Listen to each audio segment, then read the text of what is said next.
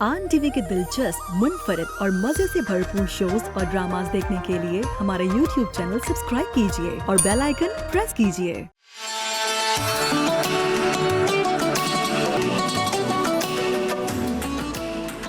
पैगाम इश्क रमज़ान दिल की पुकार में है, अल्लाह की रज़ा बंदों से प्यार में है। अस्सलामुअलैकुम, आप देख रहे हैं आन रमज़ान और दिल की गहराइयों से मैं आपको खुशामदीद कहती हूँ और उम्मीद करती हूँ कि आपके रमज़ान अच्छे गुज़र रहे होंगे। अल्हम्दुलिल्लाह हमारे रमज़ान भी बहुत अच्छे गुज़र रहे हैं। और जैसा कि आप जानते हैं कि अब अशरा मग़फ़िरत शुरू हो चुका है और हज़ूर अकरम सल्लल्लाहु अलैहि वसल्लम ने फ़रमाया कि रमज़ान का अव्वल रहमत है और इसका दरमियान बख्शिश है और इसका आखिर जहन्नुम से आज़ादी है। तो रहमत, अगर अशरा रहमत ख़त्म हो गया है तो इसका ये मतलब नहीं है कि रहमत ख़त्म हो गई है। इसका मतलब है कि वो जो रहमत है वो बख्शिश में शामिल हो गई है, मतलब और दुगना हो गई है। और अगर हम गौर करें तो ये जो इस्तग़फ़ार है ये अल्लाह की एक बहुत बड़ी नेमत है जो अल्लाह ने हमें अता की है कि हमसे ख़ताएँ होती हैं, गुनाह होती हैं, लेकिन हमारा जो गुमान एक होता है और यकीन होता है और हम जब अपने रब की बारगाह में हाज़िर होते हैं और उससे हम माफ़ी मांगते हैं, बख्शिश मांगते हैं, हम इस्तग़फ़ार मांगते हैं, तो इससे बड़ी मैं कहती हूँ एक अज़ीम इबादत है जो अल्लाह ने हमें अता की है। और इसके साथ ही अगर मैं देखूं तो वक्त इतनी तेज़ी से गुज़र रहा है कि मुझे कल की बात लगती है। मुझे ऐसा लगता है कि अभी रमज़ान शुरू हुआ था और रमज़ान जब शुरू हुआ था तो मैं बहुत खुश थी कि अल्हम्दुलिल्लाह हम ये करेंगे, यूँ करेंगे, सैर अफ्तार में ये तैयारियाँ होंगी, इबादतें होंगी। लेकिन आप देखें एक अशरा गुज़र गया और दिल थोड़ा उदास भी होता है, लेकिन फिर वही बात है कि बस ये दिन आते हैं जाते हैं और बस अल्लाह हम सबको ज़िंदगी दे कि हम इस माह रमज़ान को पूरा देखें और अल्लाह आपको हम सबको ज़िंदगी अता करे सेहत तंदुरुस्ती के साथ कि अल्लाह हमें अगला भी माह रमज़ान देखना नसीब करे। आमीन सुम आमीन। और अब हम बढ़ते हैं हमारे आज के होम शेफ़ की जानिब।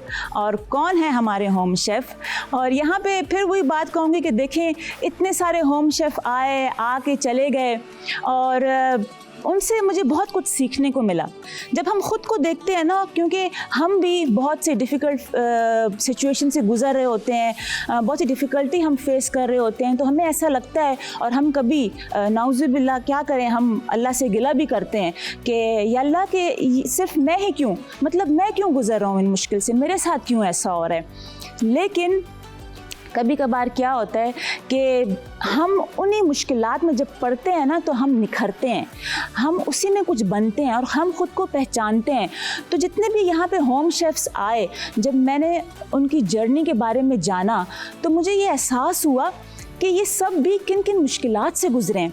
कुछ गुज़र चुके हैं, कुछ गुज़र रहे हैं, लेकिन इन्होंने अब भी अपने आप को बनाए रखा है। और क्या कि एक ईमान, यकीन कामिल, एक रब से बेहतरीन का गुमान। तो बस यही मैं बोलूँगी कि मुझे तो बहुत कुछ सीखने को मिला और जब मैं ख़ुद को देखती हूँ तो मैं शुक्र अदा करती हूँ कि अल्लाह का बहुत एहसान और करम है, क्योंकि जब हम इन हालात में पड़ते हैं ना, मुश्किल हालात में, तभी हम अल्लाह के करीब भी ज़्यादा होते हैं और हम ख़ुद को पहचानते भी हैं, ख़ुद को जानते भी हैं। और यकीन करें ये सिलसिला बहुत खूबसूरत होता है। अगर हम बहुत खुश होते हैं ना तो कभी ध्यान कीजिएगा क्या हम उस टाइम अल्लाह को याद करते हैं, यानी जब हम तकलीफ़ में होते हैं तो हम अल्लाह के ज़्यादा करीब होते हैं। और इसके साथ ही मैं इस तरह करती हूँ कि बुला ही लेती हूँ अपने आज की ज़बरदस्त सी होम शेफ़ को। उनका कमाल ये है कि बेकिंग तो वो बहुत आला किस्म की करती हैं, लेकिन कुकिंग भी बहुत अच्छी करती हैं। तो देख लेते हैं कि आज वो हमारे लिए, आपके लिए क्या बना रही हैं। तो मैं वेलकम करती हूँ ज़िया ज़ीशान को। अस्सलामुअलैकुम, कैसी हैं? बिल्कुल ठीक, आप कैसी हैं? मैं बिल्कुल ठीक ठाक। रमज़ान बहुत बहुत मुबारक हो। आपको भी बहुत बहुत मुबारक हो और थैंक यू सो मच मुझे यहाँ बुलाने के लिए। आपका शुक्रिया कि आपने अपना टाइम निकाला, आप यहाँ पर आई और हमें वाकई में बहुत अच्छा लग रहा है। और सबसे बड़ी बात जो आपकी स्माइल है ना वो बहुत अच्छी है, पॉजिटिव वाइब्स आ रही हैं आपकी तरफ से। आप जब खाना पकाती हैं ऐसे हंसते हंसते खाना पकाती हैं? अल्हम्दुलिल्लाह, मेरी पूरी कोशिश होती है कि मैं बिना टेंशन के खाना बनाऊँ ताकि बहुत मज़े का बना है। अच्छा, माशाल्लाह माशाल्लाह। अच्छा, मैं आप लोगों को बताना चाहूँगी कि ज़िया माशाल्लाह बहुत ही टैलेंटेड बेकर हैं आप जी। और असल में ये बेकिंग करती हैं और इनकी जो केक्स हैं ना, आपका पेज का ज़रा नाम बता दें हमारे व्यूअर्स मेरे को। पेज का नाम केक लेडी ऑफिशियल है। केक लेडी ऑफिशियल, जी। सही। और बेसिकली मैं होम बेकर हूँ, लेकिन ये कि मैं स्वीट एंड सेवरीज दोनों में काम करती हूँ और माशाल्लाह मैं ऑर्डर वर्क भी करती हूँ। और ये कि लेकिन अगर आपने अपने ओकेजन्स को अच्छा बनाना है ना, कोई बर्थडे पार्टी हो या वेडिंग सेरेमनी हो या एंगेजमेंट सेरेमनी हो आपकी, तो अगर आपने केक्स का ऑर्डर देना है ना, तो आप ज़रूर इनके पेज पे जाएं, इनके आप केक्स देखें, आप हैरान रह जाएंगे। जी, मेरी स्पेशलिटी इनकी जो है वो हाँ केक्स हैं, कस्टमाइज केक्स भी बनाती हैं और इतने कोई बेहतरीन केक होते हैं। आप जो इनको डिज़ाइन देंगे आप लोग जो भी डिज़ाइन, तो ये माशाल्लाह बेहतरीन बना के दिखाएंगी आपको। ये तो मैं बता रही हूँ क्योंकि मैंने अपनी आंखों से देखा हुआ है, मैंने इसलिए, वरना मैं ऐसे नहीं गारंटी लेती किसी की।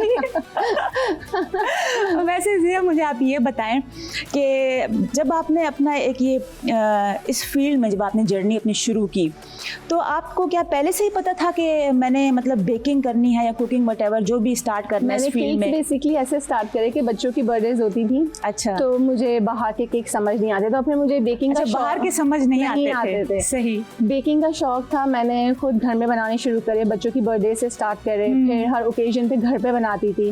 बहुत खराब केक्स भी बने हैं। लेकिन शुरू में तो ऐसा ही होता है ना ज़िया, जब हम स्टार्टिंग लेते हैं तो वो कहते हैं ना कि जीरो से स्टार्ट करते हैं, खराब भी बनते हैं, लेकिन प्रैक्टिस मेक्स यू परफेक्ट। तो हम जब प्रैक्टिस करते रहते हैं तो हम परफेक्ट होते जाते हैं साथ साथ। मुझे अपनी अच्छी बात ये लगती है कि मैंने कहीं से सीखा नहीं, मैंने YouTube से लर्न करा, जो भी सीखा इंटरनेट को देख देख के फॉलो करी चीजें, माशाल्लाह। अच्छा। फिर मैं उसी में परफेक्ट हुई और फिर उसके बाद मैंने ऑर्डर वर्क करना शुरू करा। मेरी फैमिली में, मेरे फ्रेंड्स ने मुझे बहुत करेज करा कि तुम ऑर्डर वर्क करो, अब इतना अच्छा काम कर रही हो। और उसमें जो सबसे ज्यादा मुझे हेल्प आउट करा वो मेरे हस्बैंड ने करा। अच्छा, सबसे ज्यादा हस्बैंड ने आपकी हेल्प? उनकी सपोर्ट के बगैर मैं कुछ नहीं कर सकती थी। माशाल्लाह से मुझे कोई भी चीज चाहिए होती, कहीं जाना होता, किसी भी चीज के लिए कोई इंग्रेडिएंट्स वो ढूंढ के लाते हैं। अच्छा, वो ढूंढ के लेकर आते थे आपके लिए। मुझे साथ मैंने अपनी बेगम करी हर हाल में, चाहे मुझे पहाड़ के अंदर से भी निकालना पड़े या मुझे कुएं में भी जाना पड़े, मैं ढूंढ के लाऊंगा ये इंग्रेडिएंट। सपोर्ट के बगैर माशाल्लाह से अब मैं उसके बाद मैंने अपना मतलब इसी लर्निंग से मैंने अपना बहुत अच्छा काम मेरा अपना सेटअप कर लिया था। उसके बाद मुझे फील हुआ कि मेरे पास कोई सर्टिफिकेशन नहीं है। अच्छा। उसके लिए फिर सर्टिफिकेशन के लिए फिर मैंने एडमिशन लिया है, पेस्ट्री शेफ का मैं कोर्स कर रही हूँ, वो भी मैंने अपने हस्बैंड की सपोर्ट और उनकी हेल्प से लिया। हाँ। नहीं, ये तो अच्छी बात है क्योंकि देखिए अब आप एक तरह से स्टडी भी कर रही हैं। जी बिल्कुल। इसी फील्ड में फिर आपको घर भी देखना होता है। जी बिल्कुल। अच्छा, आपकी माशाल्लाह फैमिली भी है, तो आप फिर किस तरह मैनेज कर लेती हैं? क्योंकि देखिए आप पढ़ भी रही हैं, आप एक तरह से ऑर्डर्स भी लेती हैं, प्रोफेशनल वर्क भी कर रही हैं, आप फूड बिजनेस कर रही हैं और इसके अलावा आपकी फैमिली भी है, तो अभी एक तरह से 3 चीजें हो गई ना। और मेरी माशाल्लाह जॉइंट फैमिली है, मैं अपने साल में सबके साथ मिलके रहती हूँ और उसके मैं ये कोर्स भी कर रही हूँ और मेरा ऑर्डर वर्क भी चल रहा होता है। तो अच्छा। मैं ऐसे मैनेज करती हूँ कि ना मेरी फैमिली डिस्टर्ब हो, ना मेरा काम डिस्टर्ब हो, पढ़ाई आपकी डिस्टर्ब हो। बिल्कुल। तो मुझे बिल्कुल उसको प्लानिंग से लेके चलना पड़ता है। मुझे अपने इन लॉस को भी टाइम देना होता है, हमारे माशाल्लाह बहुत आना जाना होता है सबका। तो ये अल्हम्दुलिल्लाह, और इन लॉस की सपोर्ट भी बहुत है। चलें, ये तो अच्छी बात है। जी, इवन मेरी मदर इन लॉ ने भी कभी नहीं कहा कि मत करो काम या घर पे तवज्जो दो, क्योंकि मैं अल्हम्दुलिल्लाह बैलेंस रखती हूँ चीजें। अच्छी बात है, अच्छी बात। बस वही होता है कि हस्बैंड का सपोर्ट हो, ससुराल वालों का सपोर्ट हो, मेरा ख्याल में जो खातून होती है बहुत ये ब्लेसिंग चीज है। जी बिल्कुल, एक फैमिली सपोर्ट की जरूरत होती है। आप अपने अंदर का बहुत कुछ मतलब आप जो करना चाहते हैं वो आप खुल के कर सकते हैं अगर आपको फैमिली की सपोर्ट हो। ऐसा ही है। अच्छा, चले बातें तो बहुत सारी आपके साथ करनी है, लेकिन आप ये बताएं कि आप हमारे व्यूवर्स के साथ क्या आज रेसिपी शेयर कर रही हैं? आज मैं बना रही हूँ, बेसिकली बेकिंग ही है, मैं बना रही हूँ सॉन क्रीम पफ। बेसिकली वो क्रीम पफ, जी ठीक है, बेसिकली वो सेवरी और स्वीट दोनों में बन सकती है। तो मैं इसकी दोनों वेरिएशंस आज आपको दिखाऊंगी। अच्छा, आप दोनों दिखाऊंगी। लाइक ये ऐसे भी है कि सेवरी आजकल अफ्तार पे भी हम कर सकते हैं और स्वीट हम अपने हमारा ईद आने वाली है तो हम उसके प्लेटर्स भी बना सकते हैं। बिल्कुल, एग्जैक्टली। ये इतने मजे के बनते हैं और आप इसको सिखाएंगी अभी। और ये इतने होते हैं कि लाइक हम इसको एज अ स्टार्टर भी हम किसी मील में ऐड कर सकते हैं, डिनर्स वगैरह में। हाँ, क्योंकि आपने कहा ना कि आप एक सेवरी फॉर्म में बनाएंगे और एक स्वीट फॉर्म में बनाएंगे। ठीक है, तो क्या इसके लिए आपके पास इंग्रेडिएंट्स हैं और क्या इसके लिए सबसे पहले मैं स्टार्ट करूँ? जी आप करें। आई थिंक इसमें कुकिंग प्रोसेस होगा पहले ना, आपको मुझे बोलते हैं चॉक्स पेस्ट्री जो है जी। वो आपको बनानी होगी। इसमें हम सबसे पहले दूध डालेंगे ठीक है। और इतना ही हम पानी लेंगे। अच्छा, इतना ही पानी लेंगे जितना दूध जी है। ठीक है, सही है। और ये जितनी भी इंग्रेडिएंट्स यहाँ पे पड़ी हैं ये सब इसमें चली जाएंगी? जी जी जी, ये सब इसमें जाएंगे। हाँ, ये सब बिल्कुल इसमें अभी चले जाएंगे। सही। और ये हम इसमें बटर डालेंगे। ठीक है, बटर भी डल गया इसमें, दूध भी डल गया, पानी भी डल गया इसमें, और इसमें और थोड़ी चीनी भी डल गई। सही। और सॉल्ट। अच्छा, पिंच ऑफ सॉल्ट आपने ऐड कर दिया इसमें। इसको हम थोड़ा सा इतना कुक करेंगे कि हमारा बटर मेल्ट हो जाएगा। ठीक है। और ये शुगर अभी डिसॉल्व हो जाएगा? शुगर डिसॉल्व हो जाएगी। बस इसमें जब एक बॉईल आएगा फिर हम इसमें मैदा डाल के इसको मिक्स करेंगे। तो लाइक ये पूरा एक लाइक जैसे हलवा बन जाता है, वो पैन छोड़ देता है, बिल्कुल एक अच्छा सा पेस्ट बन जाएगा, बिल्कुल यकजान हो जाएगा। पर हम इसको फिर इतना ही कुक करेंगे और इसको फिर हम चूल्हे से उतार के जरा सा ठंडा करेंगे और फिर हम इसमें ग्रेजुअली अंडे डालेंगे। सही। ताकि फिर वो अच्छा थोड़ा सा ठंडा हम इसलिए करेंगे क्योंकि अंडे हमारे कुक ना हो। बिल्कुल बिल्कुल। बस ये छोटी छोटी चीजें होती है स्पेशली बेकिंग में कि आपको ये छोटे छोटे स्टेप्स होते हैं जिनका बहुत ख्याल रखना होता है। और जब हम इन चीजों का ख्याल रखते हैं ना तो जो एक एंड रिजल्ट होता है बहुत अच्छा आता है हमारा। और यही चीजें कभी कभार हम जल्दबाजी में हमसे गलत हो जाती हैं तो हम परेशान होते हैं कि क्या हो गया, हमारा रिजल्ट सही क्यों नहीं आया, हमने तो बहुत मेहनत की थी। अच्छा, मुझे ये बात बताएं ज़या, जब आपके हस्बैंड रूठ जाएं आपसे, नाराज हो जाए, तो फिर उनको मनाने के लिए आप क्या पकाती हैं उनके लिए? फूडी नहीं है, मेरे बच्चे फूडी हैं एक्चुअली। हस्बैंड फूडी नहीं है? वो फूडी नहीं है, उन्हें बिल्कुल खाने का शौक नहीं है। और ना वो बस नॉर्मल फूड खाते हैं। मेरे बच्चों को बहुत शौक है, लेकिन हाँ ये कि जो मैं बनाती हूँ वो टेस्ट करके मुझे ज़रूर बताते हैं।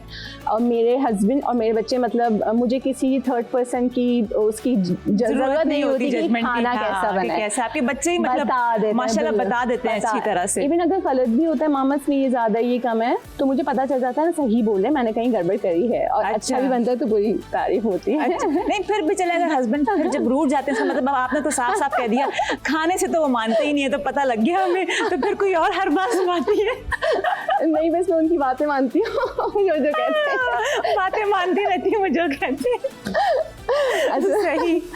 अच्छा, हाँ, थोड़ा ये भी बताएं बात क्या कर रही हैं? मैदा डालेंगे और इसमें मैदा बैठ कर दिया। ठीक है। मैदा डाल के हम इसको अच्छे से थोड़ा कुक करेंगे। ये बिल्कुल एक अच्छा, चूल्हा इस टाइम पे जल रहा है? जल रहा है क्योंकि वो ये कुक होगा। ठीक है, अब आप इसको करेंगी। अच्छा, आप थोड़ा सा भी बता दें कि सेवरी में किस तरीके से आप बना रही हैं और स्वीट में आप किस तरीके से बना रही हैं, क्या क्या इंग्रेडिएंट्स हैं ये बता दें। ये पफ तो सेम बनेंगे, ठीक है ना, चाहे वो सेवरी हो चाहे वो स्वीट हो। ठीक है। सेवरी के लिए मैंने क्या करा था, व्हाइट सॉस, जैसे हम पेटीज के लिए नॉर्मल जो व्हाइट सॉस बनाते हैं उसमें अपने हिसाब से आप स्पाइसेस रखते हैं और जो भी वो एक अच्छा थिक, मैंने व्हाइट सॉस, क्रीम चीज भी मैंने उसमें डाली थी। वो करके हमने मतलब पहले आपने व्हाइट सॉस बना ली और फिर आपने उसमें क्रीम चीज ऐड की, मतलब ठंडा करके या पहले जब? नहीं, जैसे हम व्हाइट सॉस बनाते हैं, गार्लिक हमने बटर में हमने गार्लिक कर लिया, उसके अंदर हमने मैदा डाल के थोड़ा सा भून लिया, फिर हमने उसके अंदर मिल्क डाल लिया। ठीक है, फिर उसको हमने सीजनिंग करा, salt, paper, red crush chillies, normally मतलब स्पाइसेस हो गए। और उसमें एडिशन आप थोड़ी सी क्रीम डाल दें, चीज क्रीम डाल दें या चीज डाल दें। और फिर मैंने उसमें बारीक शिमला मिर्च काट के डालिए और एडिशनल आप कॉर्न्स और वो चॉप कैरेट्स भी डाल सकते हैं, चॉप ऑलिव्स भी आप डाल सकते हैं, वो आपकी मर्जी, जितना आप फ्लेवर देना चाहें, जितना डिफरेंट फ्लेवर वो अच्छा सा एक थिक सा हम इसको सॉस बना लेंगे। ठीक है। और उसमें क्या किया आपने? स्वीट में क्या किया? स्वीट में बेसिकली बहुत सारी वेरिएशंस हो सकती हैं, लेकिन मैंने जो करा है, मैंने नॉर्मल एक क्रीम बीच करी है और उसको मैंने स्ट्रॉबेरी के साथ लाइक स्ट्रॉबेरी चंक्स मैंने उसके अंदर मिक्स करके और फिर मैंने उसको पाइप कर दिया।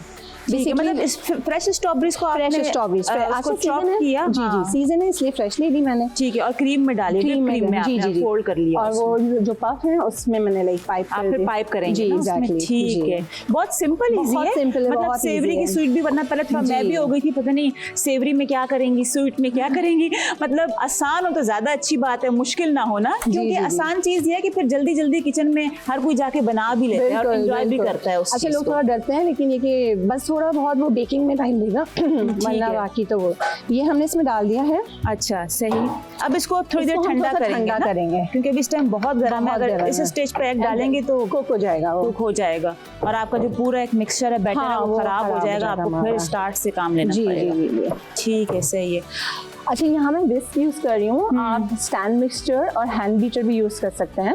ठीक तो है। उससे और क्विकली, और हमारा बेसिकली जितनी ठंडा होगी, जितनी जल्दी मिक्स होगा उतना अच्छा हमारा रिजल्ट आएगा। तो हैंड मिक्सचर और मीन जिसको हमने एक तरह से रूम टेम्परेचर पे लेकर आना है। हाँ, थोड़ा रूम टेम्परेचर पर आ जाएगा। फिर आप इसको विस्क भी कर सकते हैं, हैंड विस्क, और नहीं तो आप स्टैंड मिक्सचर में भी डाल के आप इसको मतलब आप बस अपना बीट कर लें। बीट कर लें। ठीक है। फिर उसके बाद आप एग्स इसमें ऐड करें। अच्छा, अंडे कितने हैं?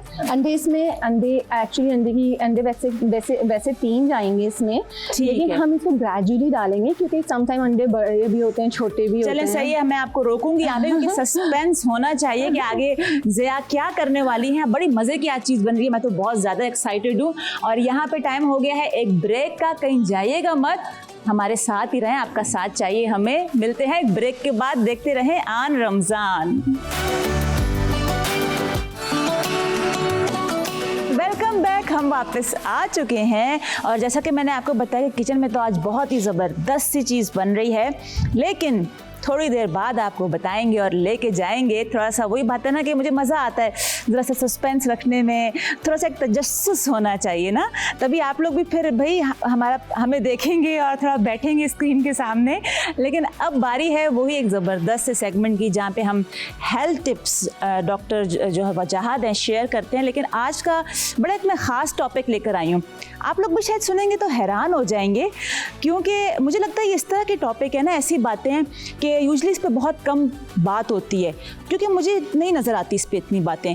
और ये हमारे मेंटल हेल्थ और फिज़िकल हेल्थ के साथ बहुत ताल्लुक़ है इन चीज़ों का, बहुत छोटी छोटी बातें हैं। आज मैं जो गुफ्तगू करूँगी वजाहत के साथ वो ये है तारीफ़। अब आप क्या आया आपके दिमाग में तारीफ़ सुन के?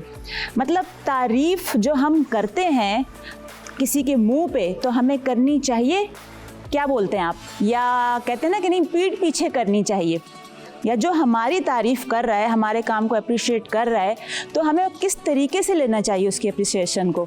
मतलब हमें खुश होना चाहिए या नहीं, हमें ये बोलना चाहिए कि नहीं मुझे तो नहीं लगता मैं इस काबिल हूँ, पता नहीं आपको ही लग रहा है। ये बहुत सारी चीज़ें, और इसका ताल्लुक़ हमारी मेंटल हेल्थ से भी है।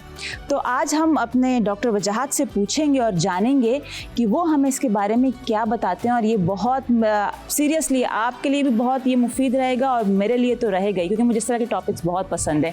तो मैं वेलकम करती हूँ हमारे ज़बरदस्त से, बेहतरीन से, most talented health expert doctor वजाहत को। अस्सलाम वालेकुम। वालेकुम अस्सलाम। वालेकुम अस्सलाम। कैसे हैं आप? बस जी ठीक, बहुत खुश हमेशा की तरह। आप बताएं कैसी हैं? अल्हम्दुलिल्लाह ठीक ठाक। देखें दूसरा अशरा शुरू हो चुका है, कितनी जल्दी वक्त गुजर गया। बस देख लें आप, और हमें कोशिश यही करनी चाहिए कि हम दूसरे अशरे की जो लवाजमात हैं, हाँ। जो इसके बेसिकली जिस इसको हम लोग अच्छे से अच्छी तरीके यूटिलाइज करें। बिल्कुल, और मग़फ़िरत का महीना अशरा है, तो मग़फ़िरत के अशरे में जहाँ पे हमने माफ़ी भी मांगनी है, तो मैंने सोचा कि जहाँ पे हम एक दूसरे को माफ़ी तलाफ़ी की बात करते हैं, तो ऑन द अदर हैंड एक चीज़ होती है जिसे कहते हैं तारीफ़ करना। तारीफ करना। हाँ, तो जैसे आज आप बहुत अच्छे लग रहे हैं माशाल्लाह, ये कलर बहुत सूट कर रहा है आपकी। बहुत बहुत शुक्रिया आपका जो रंग है ना वो खिल के आया है इसमें। बस ये तारीफ से तो मेरे जो है वो खून बढ़ गया। तारीफ बहुत कॉम्प्लिकेटेड एक कॉन्सेप्ट है। अगर आप 50 लोगों में बैठे हैं, 50 लोगों से पूछें कि आप क्या कहते हैं कि तारीफ मुंह पे करनी चाहिए, तो हो सकता है कि 25 लोग बोलें कि हाँ तारीफ मुंह पे करनी चाहिए, तो अच्छी बात है तारीफ मुंह पे करें। लेकिन 25 लोग ये भी बात करेंगे कि नहीं, तारीफ मुंह पे नहीं करनी चाहिए। इसके पीछे जो कॉन्सेप्ट वो बताते हैं कि अगर हम इसकी तारीफ मुंह पे कर दी तो ये चढ़ जाएगा या बिगड़ जाएगा, ये बिगड़ जाएगा, इतरा जाएगा। हाँ। अब बात तो किसी हद तक ये सही है, और वो बात भी सही है कि तारीफ मुंह पे करेंगे तो सामने वाले को जब एप्रिसिएशन मिलेगी तो वो मोटिवेटेड होगा काम में, उसकी और बेहतरी अच्छा करेगा और अच्छी कोशिश करेगा काम में। बिल्कुल बिल्कुल। तो ये फिर मैंने कहा कि अगला स्टेप इसका क्या होना चाहिए। अब मामला तो फंस गया कि तारीफ करें या ना करें, तो फिर जब हमने मजीद इसको स्टडी किया तो पता ये चला कि तारीफ सामने वाले को देख के ये आप डिसाइड करते हैं कि करें, कितनी करें, या इसके सामने आप तारीफ ना करें। अच्छा। क्योंकि एक वो पर्सनैलिटी होती है कि जिसके सामने अगर आप तारीफ करते हैं तो उसके अंदर वाज़ेह तौर पे तकब्बुर आ जाता है। मतलब वो हमें क्या महसूस होता है जब हम तारीफ कर रहे होते हैं थोड़ा बहुत इस तरह उस फील वक्त हो देखिए, जाता हो है सकता है हमें। कि आपने एक बार किसी की तारीफ की कि तुमने तो बड़ा अच्छा खाना बनाया और उसके एक दफा में कोई वाज़ेह फर्क नजर नहीं आया, लेकिन अगर आपने उसकी तारीफ बार बार की, जो हम करते भी हैं, जी, जी, ठीक है, तो सही। उसका तकब्बुर ये हो जाता है कि उसके अंदर नखरे आ जाएंगे, वो अपने काम के ऊपर से फोकस हटा लेगा। अच्छा। ठीक है, वो उसके अंदर थोड़ा सा अपने तौर पे एक एटीट्यूड आ सकता है और उसके साथ साथ काम की जो क्वालिटी है वो खत्म होने लगेगी और उसको तारीफ सुनने की जो है वो दूसरी आदत शुरू हो जाती है। अच्छा, ठीक, तो सही। क्या करते हैं ये लोग कि काम का जो नौयत है, उसकी जो भूख है तारीफ की, उससे जोड़ देते हैं कि मैं इसलिए काम कर रहा हूँ क्योंकि मुझे तारीफ सुनने को मिलेगी। और फिर एक टाइम आता है कि तारीफ आप सुनने की इतनी आदी हो जाते हैं कि आपका काम से तवज्जो हट जाती है। अच्छा। और जनाब फिर तकब्बुर आ जाता है, फिर आपके अंदर एरोगेंसी आ जाती है और नतीजा क्या होता है कि आपकी काम की जो क्वालिटी है वो तो बिल्कुल ही खत्म हो गया ना। मतलब जब तकब्बुर आ गया तो एक तरह से आप समझें कि आपने तो अपनी पर्सनैलिटी को खत्म कर दिया। बिल्कुल। तकब्बुर तो सिर्फ को भी नहीं पसंद, बेशक। ये हमारे लिए है ही नहीं बिल्कुल। देखिए ना, तारीफ करना जो है ना, ये एक किस्म का एक फंसाने वाला कंडीशन भी है कि अगर कैसे बड़े बड़े रेस्टोरेंट्स खुले एक ज़माने में और वो बहुत अच्छे चले, लोगों ने उनकी बड़ी तारीफ की, रेफर किया, जाएं और 2 साल में उनकी क्वालिटी खत्म हो गई। अच्छा, हाँ, ये भी देखने को ऐसा आता हुआ है, है बहुत ना? हुआ है वाकई इसी में। तरह एक्टर एक्ट्रेसेस बनते हैं या कोई डॉक्टर है या कोई डायरेक्टर है, कोई भी आप हम मिसाल ले लें अपनी फील्ड में, उसने शुरू में बहुत अच्छा काम किया और जब बहुत अच्छा काम किया उसको तारीफें सुनने की आदत हो गई, लोगों ने उसको अप्रिशिएट किया, तो क्या हुआ, उसको उस चक्कर में लग गया, उससे काम की क्वालिटी खराब हो गई। आपने देखा होगा कि लोग बहुत तेजी से फिर गायब हो जाते हैं, ऐसा फ्लॉप भी हो जाते हैं, तो नजर ही पता नहीं नहीं चलता आते। ये कहाँ गया। क्यों? बिल्कुल। क्योंकि जब इंसान कोई शुरू में बहुत ऊपर जाता है और वो बहुत ऊपर जाके काम करता है तो उसकी क्वालिटी कॉम्प्रोमाइज नहीं हो रही होती है, वो उसकी क्वालिटी जो है वो 100% होती है, नियत होती है। जी, लेकिन जी। जब उसकी तारीफें सुनते तो वो कहता है कि अब तो मैंने कर लिया, अब तो मैं बेहतर हो गया मतलब हूँ, मैं तो अचीव कर चुका हूँ जो मैं मैं तो करना अचीव चाह कर रहा चुका था। हूँ। So there is nothing to learn. ओह, वहां पे अच्छा। जाके जो है ना, तारीफ जो है ना एक ट्रैप बन सकती है कि आपकी तारीफ, कहते हैं ना कि बास दुश्मन से भी आप होशियार रहें उन दुश्मनों से जो आपकी गैर जरूरी तारीफ करते रहें। ओहो, वो आपकी सही। तो गैर जरूरी का वर्ड जो है ये की है कि ये गैर जरूरी तारीफ इसलिए की जाती है ताकि आप जो है अपने आप को एक डिनाइल फेस में ले जाएं कि मैं तो बहुत अच्छा कर रहा हूँ, बिल्कुल, मैं तो बेहतरीन कर रहा हूँ, मुझे तो आगे मतलब सीखने की जरूरत ही नहीं है अब मुझे। और यही तकब्बुर है, यही गुरूर है जो आदमी को उस ऊपर की हाइट से, जिस तरह बॉल ऊपर फेंकते तो ऊपर गई, वहां से फिर नीचे डालने का जो जरिया बनता है वो ये तारीफ है। अच्छा वजाहत, कुछ ऐसे लोग भी होते हैं ना कि जिनकी जब तारीफ करते हैं तो मुझे ऐसा लगता है कि या तो वो और एक तरह से प्रेशर में आ जाते हैं क्योंकि उनको लगता है कि हमसे एक्सपेक्टेशंस इनकी बहुत ज़्यादा बन गई हैं, तो वो कोशिश कर रहे होते हैं और करते रहते हैं, हमेशा स्ट्रगल में होते हैं कि खुद को मजीद बेहतर से बेहतर बनाएं। तो इसके बारे में आप क्या कहना चाहेंगे कि मतलब उनकी तारीफ तो कर रहे हैं लेकिन वो उसको एज अ थोड़ा स्ट्रेस या पता नहीं टेंशन में ले लेते हैं कि अब मैं अगली दफ़ा किस तरह परफॉर्म करूंगा मुझे, क्योंकि उसकी हाई एक्सपेक्टेशंस हो गई हैं मुझसे, तो वो क्या करे फिर? देखिए ना, कई बैट्समैन ऐसे होते हैं, क्रिकेट की अगर बात करें या हमारे अपने फील्ड की बात करें, कि आप बहुत अच्छा स्टार्ट ले लेते हैं, ठीक है, और तारीफें आपको इतनी मिल जाती है कि आप समेट नहीं पाते, तो वो स्टैंडर्ड क्रिएट हो जाता है। अब जब वो स्टैंडर्ड क्रिएट हो जाता है तो वो बहुत ज्यादा डायनामिक स्टैंडर्ड होता है, उसको मेंटेन करने में आपकी फिर बहुत एनर्जी लगती है, ठीक। तो वहाँ पे ये बात को देखना भी है, रियलिटी चेक मारना है कि यार ये तो बहुत अच्छा स्टार्ट था, मैंने बहुत अच्छा कर लिया, क्या ये मैं इसको मेंटेन कर सकता हूँ, या बेसिकली ये एक नॉर्मल लाइन है, सुपर नॉर्मल लाइन है जहाँ पे अल्लाह ताला ने मुझे एक इज्जत बहुत ज्यादा दे दी है। इस स्ट्रेस में कभी ना रहें। अच्छा, तारीफ सुनने के लिए काम कभी ना करें। यहाँ पे मैं आपको बात बताऊं कि रिसर्च यही कहती है कि जो शख्स जो तारीफ सुनने के लिए काम करने लगते हैं, बाज़ औक़ात उनकी तारीफ हो जाती है तो खुश हो जाते हैं और बाज़ औक़ात नहीं होती। और काम की क्वालिटी में कोई खराबी नहीं होती, लेकिन तारीफ ना होने की वजह से उनके जो अंदर का पेट्रोल है उनको नहीं मिलता, एनर्जी नहीं मिलती, तो वो बड़ा डिसअपॉइंटेड हो जाते हैं, बहुत ज्यादा लो फील करते हैं कि पता नहीं शायद मैंने आज अच्छा किया ही नहीं, या मैं इस काबिल ही नहीं हूँ, या मुझसे हो नहीं पा रहा, इस तरह से जैसे नेगेटिव थॉट्स उनके अंदर चलना शुरू हो जाती हैं। बिल्कुल, तो तारीफ जो है वो एक बहुत पॉजिटिव साइन है, हो जाए तो अच्छी बात है, अगर ना हो तो आपको अपने काम का पता हो, आपको अपनी चीजों का पता हो। अगर फर्ज करें कोई शख्स आपकी तारीफ ना करे और वो आपको किसी और चीज पे तंबी कर रहा हो, ठीक है, तो फिर उसका सुनने का हौसला भी बड़ा जरूरी होता है। अच्छा। क्योंकि बाज़ औक़ात आपको कोई बताए कि यार ऐसे नहीं, ऐसे कर सकते हैं आप, इससे बेहतर यूँ हो सकता है, आप उसको ये बोले तो मुझे तो सब आता है, सही, मैं तो जानता हूँ कि मुझे क्या करना है, मुझे मत सिखाओ। ये वही वाला माइंड सेट है जो कि तारीफ सुनने का आदी है और मिल उसको कुछ और गया। हाँ, तो और यहाँ पे तारीफ फिर जो तो है, देखिए कितनी खतरनाक चीज है कितनी ये। खतरनाक चीज है, क्योंकि अच्छा देखिए, अगर अगला उसको कुछ समझा रहा है तो वो भी एक तरह से वो उसकी इस्लाह करना चाह रहा है। अब ये हमारे ऊपर, फर्ज करें अगर आपने मुझे कुछ समझाया, आप कहते नहीं हमारा यूं नहीं, ऐसे करो, इस चीज़ का ख्याल रखो, अब ये मुझ पर है कि मैं इसको एज अ पॉजिटिव वे में लेती हूँ या नेगेटिव वे में लेती हूँ। मैं कहूँ भाई ये कौन होता है मुझे कहने वाला, मैं तो अपनी तरफ से बहुत अच्छा कर रही हूँ, मैं बोलूँ कि हाँ देखो ये मेरे भलाई के लिए कह रहा है मुझे, तो मैं खुद को जब इम्प्रूव करूंगी तो मेरी एक नई पर्सनैलिटी और इम्प्रूव होगी, अच्छा मैं काम कर सकती हूँ और सामने कहते हैं ना निखर के आ सकते हैं। तो ये भी चीज जैसे हमारी सोच पर है कि हम किस तरीके से लेते हैं अगले की राय को। बिल्कुल बिल्कुल, एक इंग्लिश की सेइंग है ना, देयर इज ऑलवेज समथिंग, मतलब ये कि नेवर एंड। कुछ ना कुछ आप सीखते हैं, कुछ ना कुछ बनाते हैं। आप अपनी फील्ड की बात कर लें, खाने की बात कर लें, मैं अपनी डॉक्टर की बात कर लूँ, हमें लगता है कि अभी हमने सीख लिया, लेकिन जब पता चले हमसे सीनियर बताता है, हमें लगता है यार हमने तो कुछ भी नहीं सीखा। ऐसा लगता है कुछ तो बहुत सारी चीजें, बहुत सारी चीजें सीखने के लिए। तो यहाँ पे जो है ना, आपको तारीफों से पेट नहीं भरना होता, आपको दूसरे साइड पे भी जाना होता है जहाँ पे लोग आपको सिखाने वाली बात करते हैं। ठीक है, अब एक और डायमेंशन है, मैंने कहा इसमें भी बात करूं। अच्छा, वो ये कि कुछ लोग आपकी तारीफ करते हैं और जायज तारीफ होती है, खुशामदी नहीं होती, वो उस वक्त करते हैं जब आपने कोई अच्छा परफॉर्म किया हो, लेकिन जो सामने वाला शख्स होता है वो तारीफ रिसीव करना नहीं जानता। बिल्कुल, बहुत जबरदस्त। आज मैं तो सुनने के लिए तैयार हूँ, बताएं जरा। बिल्कुल, उसमें ये होता है जैसे कि मिसाल है, किसी ने बोला कि आपने तो बड़ा अच्छा काम किया आज, तो वो क्या बोले, वो ये बोलता है नहीं नहीं नहीं मैंने कहाँ किया, बस आपकी हुस्न नजर है, ऐसे ही जी बस मैं तो बस ऐसे ही हूँ, ये वो। नो, अपने आप को कभी भी अंडर एस्टिमेट ना करें।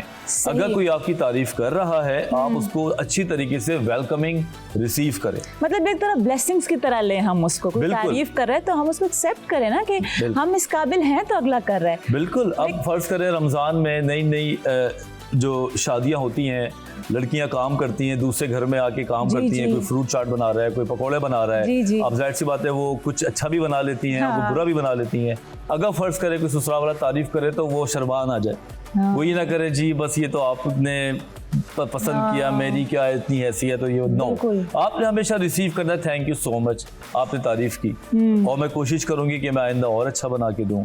हमेशा कॉन्फिडेंस के साथ तारीफ को रिसीव करने वाले की पहचान ये है कि ही और she knows her work or his work, that's why he is receiving, के बड़े मजे से रिसीव कर रहा है। अच्छा। लेकिन जिसको अपना पता ही नहीं है, अंडर एस्टिमेट कर रहा है, और अगर उसकी कोई तारीफ कर रहा है तो वो कभी भी अच्छी तरह जवाब नहीं देता। मजाक, मुझे आप थोड़ा ये बताएं कि अब जिस तरह हमने बात की, जैसे आपने कही ना कि रिसीव करना तारीफ, अब तारीफ करने का भी कोई तरीका होता है? जिस तरह अक्सर मैंने भी आउट ऑफ कंट्री ट्रेवल किया है, नॉर्मल सा मैंने एक हैंड बैग लिया हुआ था, तो लिफ्ट में कपल थे और उन्होंने इतनी तारीफ की, थोड़ा सा मुझे अजीब सा भी लगा।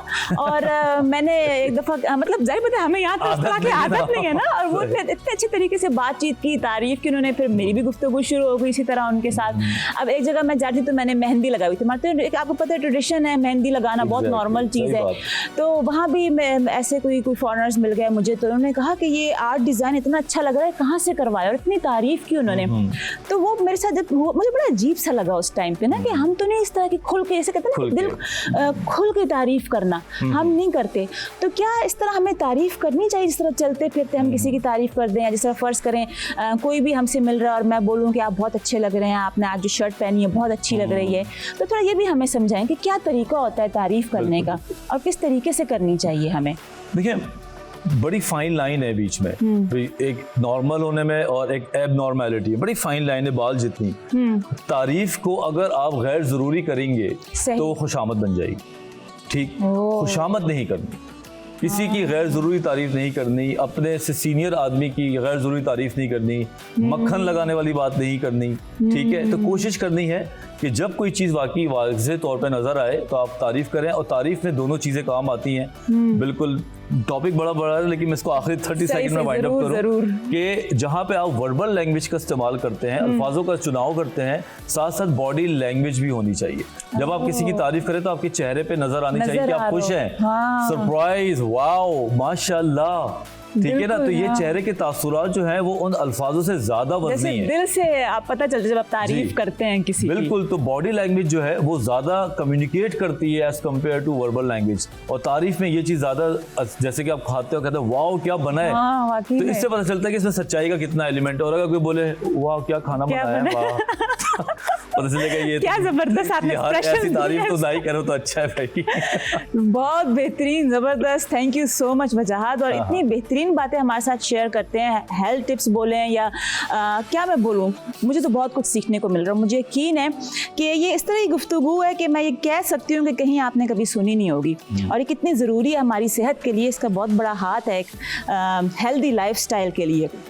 तो अब मैं बढ़ रही हूँ यहाँ पे अपनी ज़िया जी की तरफ, और वाह देखिए मैंने सही तारीफ की, वाह ज़बरदस्त, ये बनती है ना, सही तारीफ की ना मैंने, नहीं वाकई में, मतलब मैं देखे मैं सही तारीफ कर रही हूँ, बेहतरीन, थैंक यू सो मच। तो खूबसूरत लग रहा है, ओ माय गॉड, ये देखें ब्यूटीफुल, ये सेवरी में अच्छा है। लग रहा है। अच्छा ये सेवरी में, हाँ, एक सेवरी में है, इसे और मैंने व्हाइट सॉस की फिलिंग की है, और ये सही। स्वीट में है क्रीम और स्ट्रॉबेरी के साथ। बेहतरीन, ये स्वान कितनी खूबसूरत लग रही हैं, ये देखें बहुत अच्छा लग रहा है। मैं क्या बोलूं, बस मेरे पास तो ये लें, थैंक यू, ये आप जज़ाकल्लाह, रखें, आपको पसंद आया? मुझे बहुत पसंद आया। और अच्छा आप ये घर में भी बनाती हैं अपनी फैमिली के लिए? हाँ, बिल्कुल। अच्छा मैंने ज़्यादातर मैं स्वीट में बनाती हूँ, मेरे बच्चे मीठे के भी बहुत शौकीन है, तो अच्छा। क्रीम पफ में मतलब स्वीट्स में भी बना लेते हैं। अच्छा जी, और ये एक्लेयर्स भी बन जाती हैं इसी से, वो वही हाँ, सेम मेथड होता है। जी जी जी, वो बिल्कुल। क्या चॉक्स बन बोलते हैं, वो जी किसी से जी ही बनती बिल्कुल है। बिल्कुल। अच्छा आप एक दफा फिर जरा जल्दी जल्दी हमारे व्यूअर्स के साथ रेसिपी शेयर कर दें कि आपने क्या कैसे की है। बिल्कुल, मैंने ये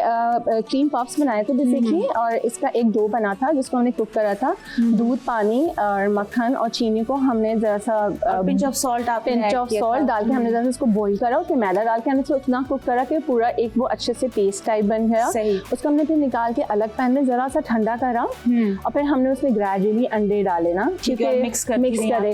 बेसिकली 3 अंडे डालते हैं, लेकिन ये उसको हमें देखना होता है कि अगर कभी समटाइम अंडे बड़े भी हो जाते हैं, छोटे भी, वो लिक्विड ना, तभी बेकिंग में फिर हमें ग्राइंड के साथ चलना पड़ता है। बिल्कुल। अच्छा सा इसका क्रीमी मेथड बन गया। फिर हमने उसको पाइपिंग बैग में लेके पाइप करा, बॉडी के लिए मैंने थोड़ा सा अलग पाइप करा, और इसकी जो नेक है उसको लिए आपने अलग से पाइप करा होगा।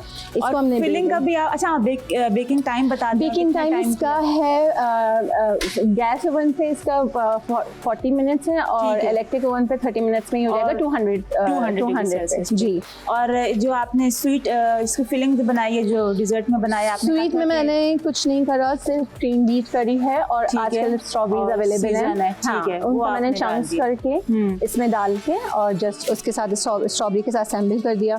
और इसमें मैंने व्हाइट सॉस बनाया था। व्हाइट सॉस आपने बटर के साथ गार्लिक को सॉटे कर लिया, ठीक है, उसके अंदर मैदा डाल के अपने उसकी भुनाई कर ली, और फिर मिल्क डाल के इसको अच्छा सा एक रनी सा पेस्ट आ गया वो, फिर सीजनिंग कर लिया उसको black pepper, salt and crush से, रेड क्रश चिली से, और चीज।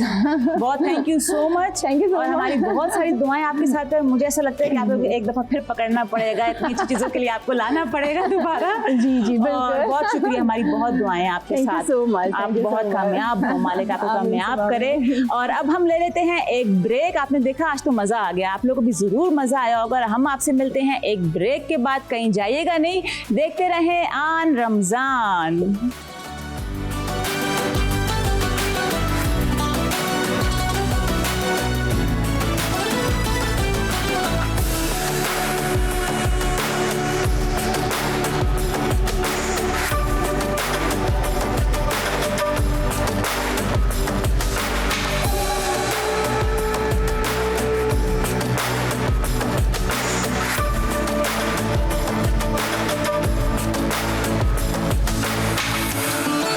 वेलकम बैक, हम वापस आ चुके हैं और अब बारी है झटपट रेसिपी की।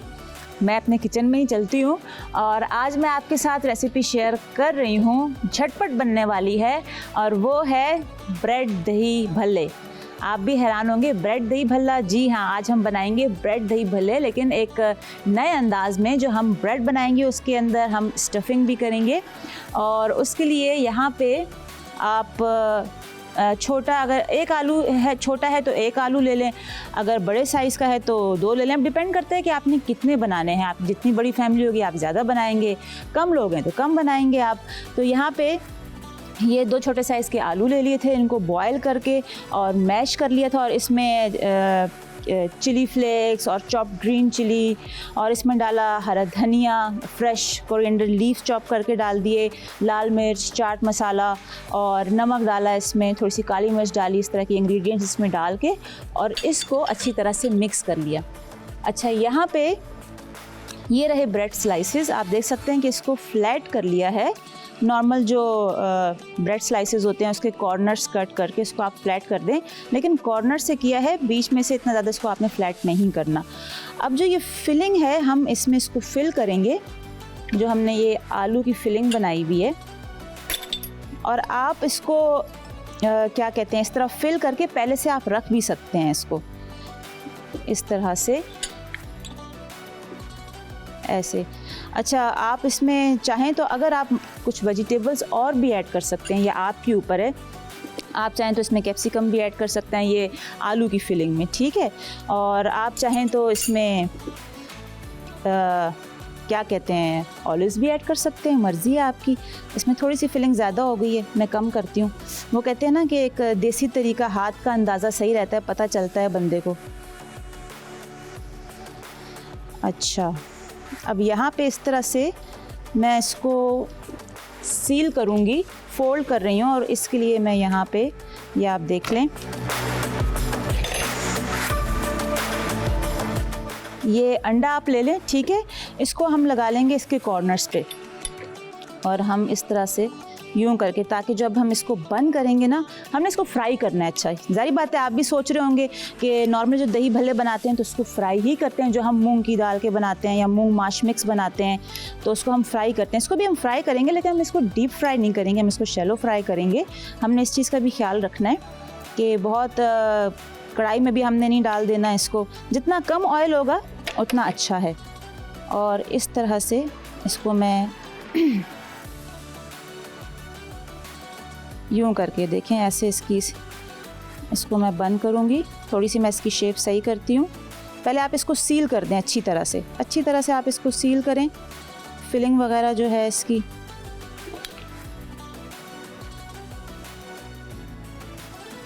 इस तरह से आप इसकी शेप वगैरह सही कर लें, ठीक है। और इसका बस ये देख लें कि ये ज़रा इसको दबा लें अच्छी तरह से, जो इसके कॉर्नर्स हैं कि ये सील हो जाए इस तरह से, ठीक है।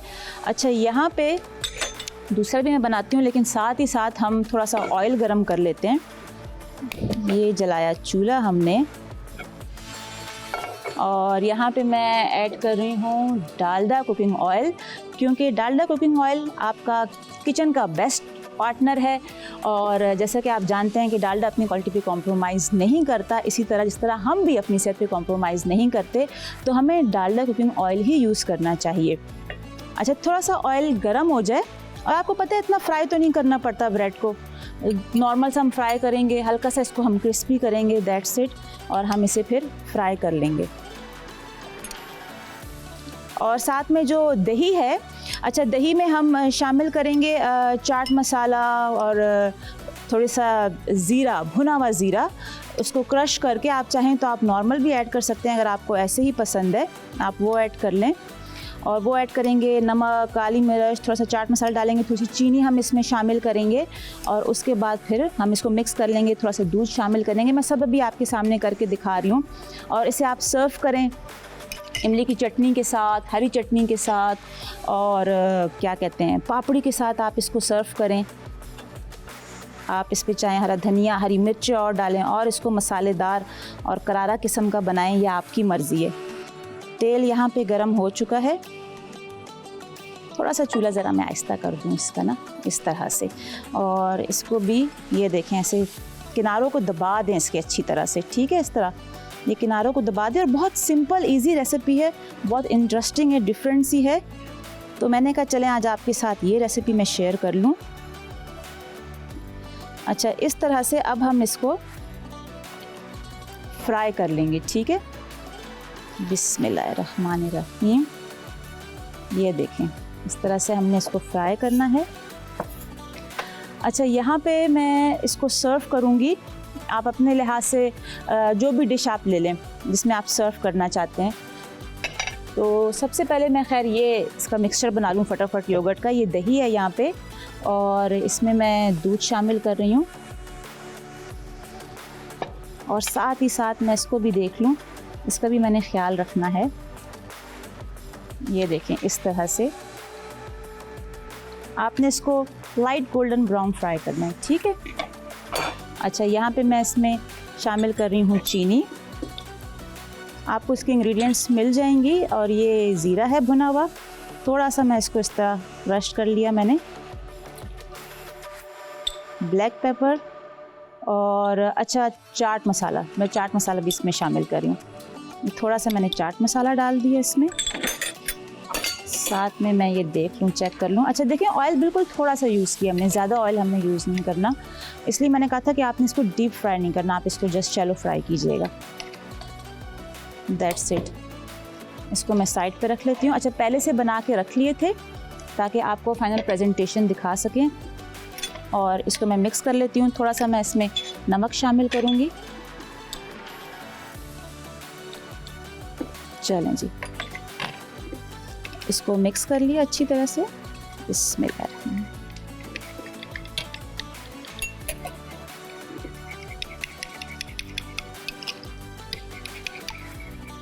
अच्छा, आप चाहें अगर इसको थोड़ा क्रीमी टच देना चाहते हैं तो आप इस स्टेज पे क्रीम भी ऐड कर सकते हैं। सब to you. Around I think half cup would be enough, इससे ज़्यादा नहीं ऐड कीजिएगा आप। और ये देखें, थोड़ा सा मैं इसमें दूध और शामिल करूँगी, बल्कि ये सारे ही मैं इसमें डाल दूँगी और इसको मिक्स कर लेंगे। अब मैं इसको प्रेजेंट करके दिखाती हूँ फटाफट। ये देखें,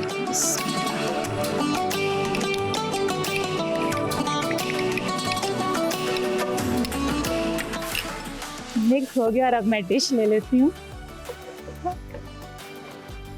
और अब हम इसकी करते हैं फाइनल प्रेजेंटेशन। अच्छा, थोड़ी सी मैं दही ऐड करूँगी इस तरह से, ठीक है। इसको मैं साइड पे रखूँ। देखें, ये मज़े की बात है ना, पता लग रहा है किचन में काम हो रहा है ना, और जो हो रहा है सामने हो रहा है।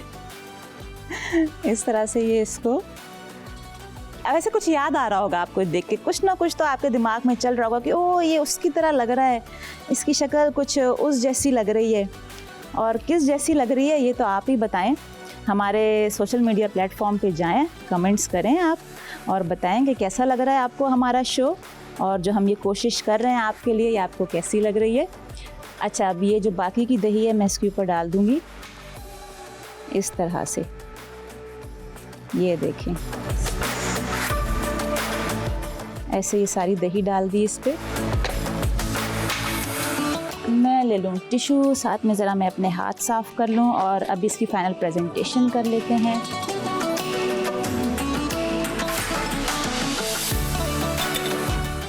ये है इमली की चटनी,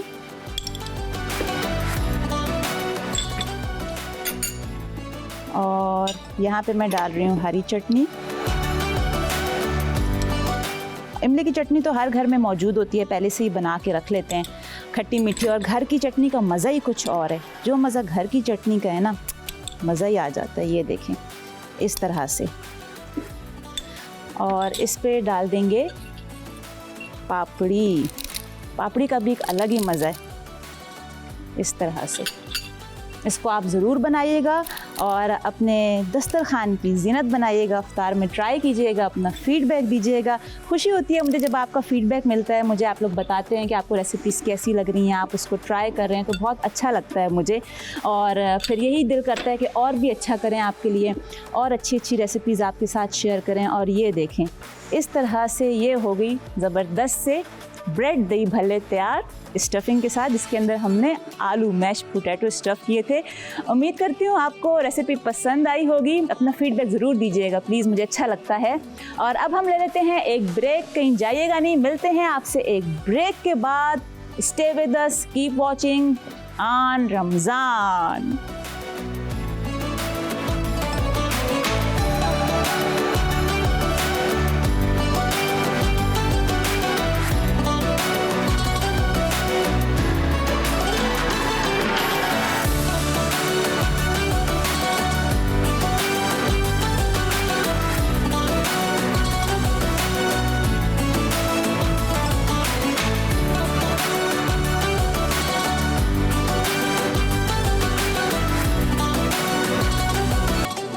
वेलकम बैक। हम वापस आ गए हैं और आप देख रहे हैं आन रमज़ान और आपका बहुत ही फेवरेट सेगमेंट जिसका आपको होता है बहुत बेसब्री से इंतज़ार कि आज कौन होगा, कौन आएगा और किस सेलिब्रिटी से हमारी होगी मुलाकात।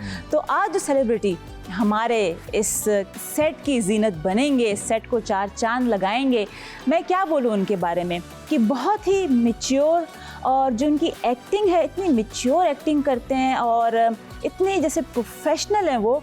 और उन्होंने जो भी एक्टिंग की है, जिन जिन ड्रामों में उन्होंने काम किया है, तो आप यकीन करें जिस तरह अपनी एक छाप लगा दी उन्होंने और उनको याद किया जाता है उनके ड्रामों डायलॉग से उनको। बिल्कुल, मैं तो ये बोलूँगा कि अमूमन जो एक्टर्स होते हैं खासतौर पाकिस्तान में, वो अपनी एक्टिंग के साथ साथ अपने लुक्स पे और अपने इन चीज़ों पे बहुत कंसंट्रेट कर रहे होते हैं और कहीं एक्टिंग का जो एलिमेंट है वो पीछे रह जाता है। लेकिन ये जो एक्टर हैं इन्होंने हमेशा अपनी एक्टिंग पे ज़्यादा बिलीव किया, जो कैरेक्टर किया लगा कि इनके लिए ही ये कैरेक्टर बना हुआ है। ऐसे ही है। तो जनाब बुला लें या अभी और लोगों को सोचने का मौका मेरा ख्याल बुला लें क्योंकि हमसे भी सब्र नहीं हो रहा, बहुत सारी बातें करनी है, उनसे बहुत कुछ पूछना है, तो फिर वेलकम करते हैं। चले जी, तो नाज़रीन हम बुलाते हैं, हमारे साथ हैं हमारे बहुत ही प्यारे से एक्टर राशिद फारूकी भाई। अस्सलाम वालेकुम। अस्सलाम वालेकुम। सबसे पहले तो रमज़ान मुबारक हो आपको बहुत, और सबको मुबारक, आपको भी खैर मुबारक। खैर मुबारक और शुक्रिया कि आप यहाँ पर आए और बहुत अच्छा लग रहा है क्योंकि माशाल्लाह आप इतने एक सीनियर एक्टर हैं, आपको इतना टाइम हो गया है काम करते हुए और आपकी जो हमने एक्टिंग देखी है, बाकी में जिस तरह आपने बोला कि एक होता है कि अदाकार जो एक्टिंग को इतने अच्छे तरीके से करना कि मतलब वो डूब जाते हैं उसमें और बिल्कुल बेहतरीन काम है इनका। बिल्कुल, वैसे इन्होंने सीनियर कह के ना उम्र बढ़ा दी है आपकी। मैं अभी नहीं, मैंने बहुत अदब से बोला है, जो उनका देखें जिनका काम है, जो एक्सपीरियंस है। हाँ जी, तो वो जाहिर बात है अदब से मैंने कहा है। वैसे हम ये तो नहीं पूछ सकते कि उम्र कितनी है, लेकिन हाँ ये जरूर पूछ सकते हैं कि राशिद भाई आप कितने अरसे से इस इंडस्ट्री को जनाब काम हो रहा है? मैंने थिएटर वगैरह तो किया 2-3 साल, लेकिन मैंने प्रोफेशनल एक्टिंग कोई आज हो गए होंगे 27 साल हो गए। माशाल्लाह, सिल्वर जुबली हो गई भाई इनकी तो। 27 साल, माशाल्लाह। तो क्या 16 साल की उम्र में काम स्टार्ट कर दिया था, क्या किया था? नहीं, जिस उम्र में करना चाहिए उस उम्र में कर दिया था। हाँ। और काम करता रहा तो पता ही नहीं चला कि इतनी जल्दी 27 साल गुजर गए। माशाल्लाह, वक्त कैसे तेजी से गुजरता है। सही बात है। अच्छा, जब मैंने सुना कि जब आपने अपना फर्स्ट थिएटर किया आपने, तो आपके एक फ्रेंड आपको ले गए थे वहाँ पे, और थोड़ा मुझे ये बताएं क्योंकि आप जब वहाँ पे गए, आपने जो एक परफॉर्मेंस दी अपनी, तो उस टाइम में क्या कैफियत थी, इमोशंस क्या थे आपके, थोड़ा ये बताएं। जाहिर है बहुत घबरा रहा था। उससे पहले हालांकि हमने कुछ दिन तैयारी भी की थी, रिहर्सल वगैरह की थी। अच्छा। वो एक स्टूडियो टाइप सा ड्रामा था। मुझे एक मौलवी का कैरेक्टर मिला था। अच्छा। जो कि थोड़ा सा फनी भी था। अच्छा। और वो पॉलिटिकल ड्रामा था। अच्छा सर। तो जाहिर है मुझे मज़ा तो आया उसे करने में। शुरू का वक्त होता है, अब भी होता है, जब भी स्टेज पे चढ़ते हैं या कोई कैरेक्टर शुरू कर रहे होते हैं, उस वक्त उसी तरह दिल डरता है। अच्छा। जोर जोर से धड़कता है। अच्छा। और उसके बाद थोड़ी देर में सेट हो जाता है, फिर उस कैरेक्टर में चले जाते हैं। अच्छा, मैंने ये भी सुना है आपके बारे में कि जो भी आप नया कैरेक्टर करते हैं तो आप उसको बिल्कुल अपने ख्यालों में, मतलब यहाँ पे भी सोचते रहते हैं कि मैंने किस तरीके से करना है। थोड़ा इसके बारे में बताएं कि मतलब कि आप फिर कोई घर में भी रिहर्सल कर रहे होते हैं? मैं जिंदगी में हाँ एक ही काम करता हूँ। अच्छा। कि मैं एक्टिंग करता हूँ। मेरा शुरू से जो 1 पॉइंट एजेंडा था जिंदगी का, वो यही था कि किसी भी काम को अगर हम ज़्यादा देर तक एक्सपीरियंस करें तो उसमें महारत हासिल की जा सकती है। बिल्कुल ऐसा ही है। तो मैंने सोच लिया था कि मैंने सारी जिंदगी यही करना है। अच्छा। उसमें से उस जिंदगी में से 27 साल तो अभी तक करता रहा हूँ। माशाल्लाह। मुझे इसको एक्सप्लोर करने में मजा आता है। जब कोई कैरेक्टर मुझे मिलता है तो सिर्फ इतना ही नहीं होता कि मैं इसे जाके प्ले कर दूं और तालियां बज जाएं और ये भी सही। असल मजा मुझे उसकी जो मैं जब उस कैरेक्टर को एक्सप्लोर करता हूँ, सही, उसके बारे में सोचता हूँ, जितना सोचता हूँ उतनी चीजें आती जाती हैं। अच्छा। उसके बाद जब उसे परफॉर्म करते हैं तब नहीं सोचता। तब सिर्फ परफॉर्म कर रहा होता हूँ और वो चीजें वो उसमें बन चुका होता है खुद क्या? आ जाती हैं। आपको लगता है पता नहीं क्या कर दिया, किया हुआ कराया कुछ नहीं होता, सिर्फ पढ़ा होता है गौर से, सही। समझने की कोशिश की होती है, अच्छा। और जहाँ जरूरत होती है किसी ऑब्जर्वेशन की वहाँ वो की भी होती है। सही। अब इतने दिन हो गए तो काम निस्बतन आसान हो गया, इतने दिन से कर रहा हूँ तो आसान हो अब गया। आसान एक हो दफा गया आपके पढ़ने लिए। से पूरा कैरेक्टर जहन में आ जाता है, बॉडी लैंग्वेज आ जाती है, क्या बात है। उस कंसंट्रेशन के साथ उस सीन को परफॉर्म माशाल्लाह। अच्छा, एक मुझे इसी से समझ आया कि आपको पता है एक ड्रामा उन्होंने किया था जिसमें उन्होंने वेट कम करना था।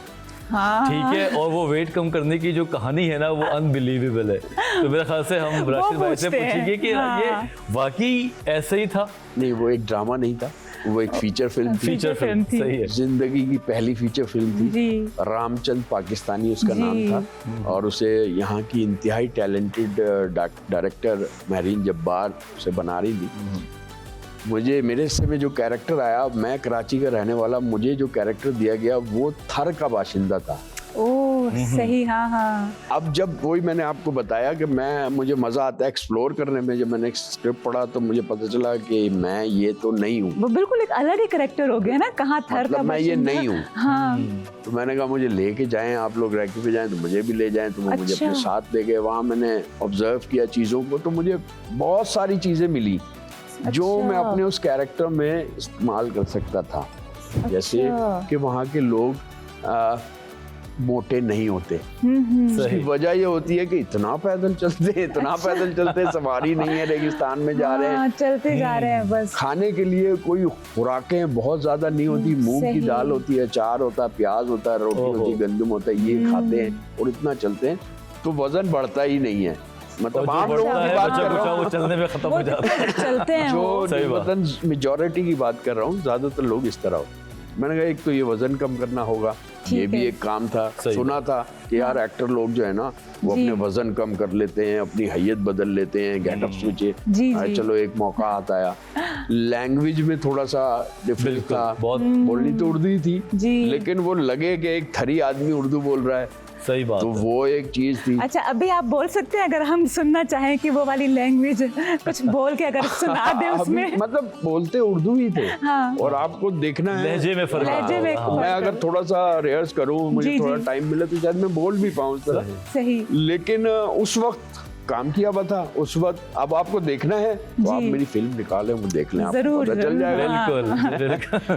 फिर वो जो कैरेक्टर था उसमें बहुत ज्यादा काम था। काम इस सेंस कि हर सीन वो एक अलग एक्सप्रेशन दे रहा था। एक बच्चा है, उसके साथ रिलेशनशिप है, बाप है, टीचर है, खुद खेत में भी काम करता है, सही। बच्चा छोटा है, बीवी के साथ उसका बड़ा अच्छा रिलेशनशिप है, जैसे कि गांव में होता है। गाँव में।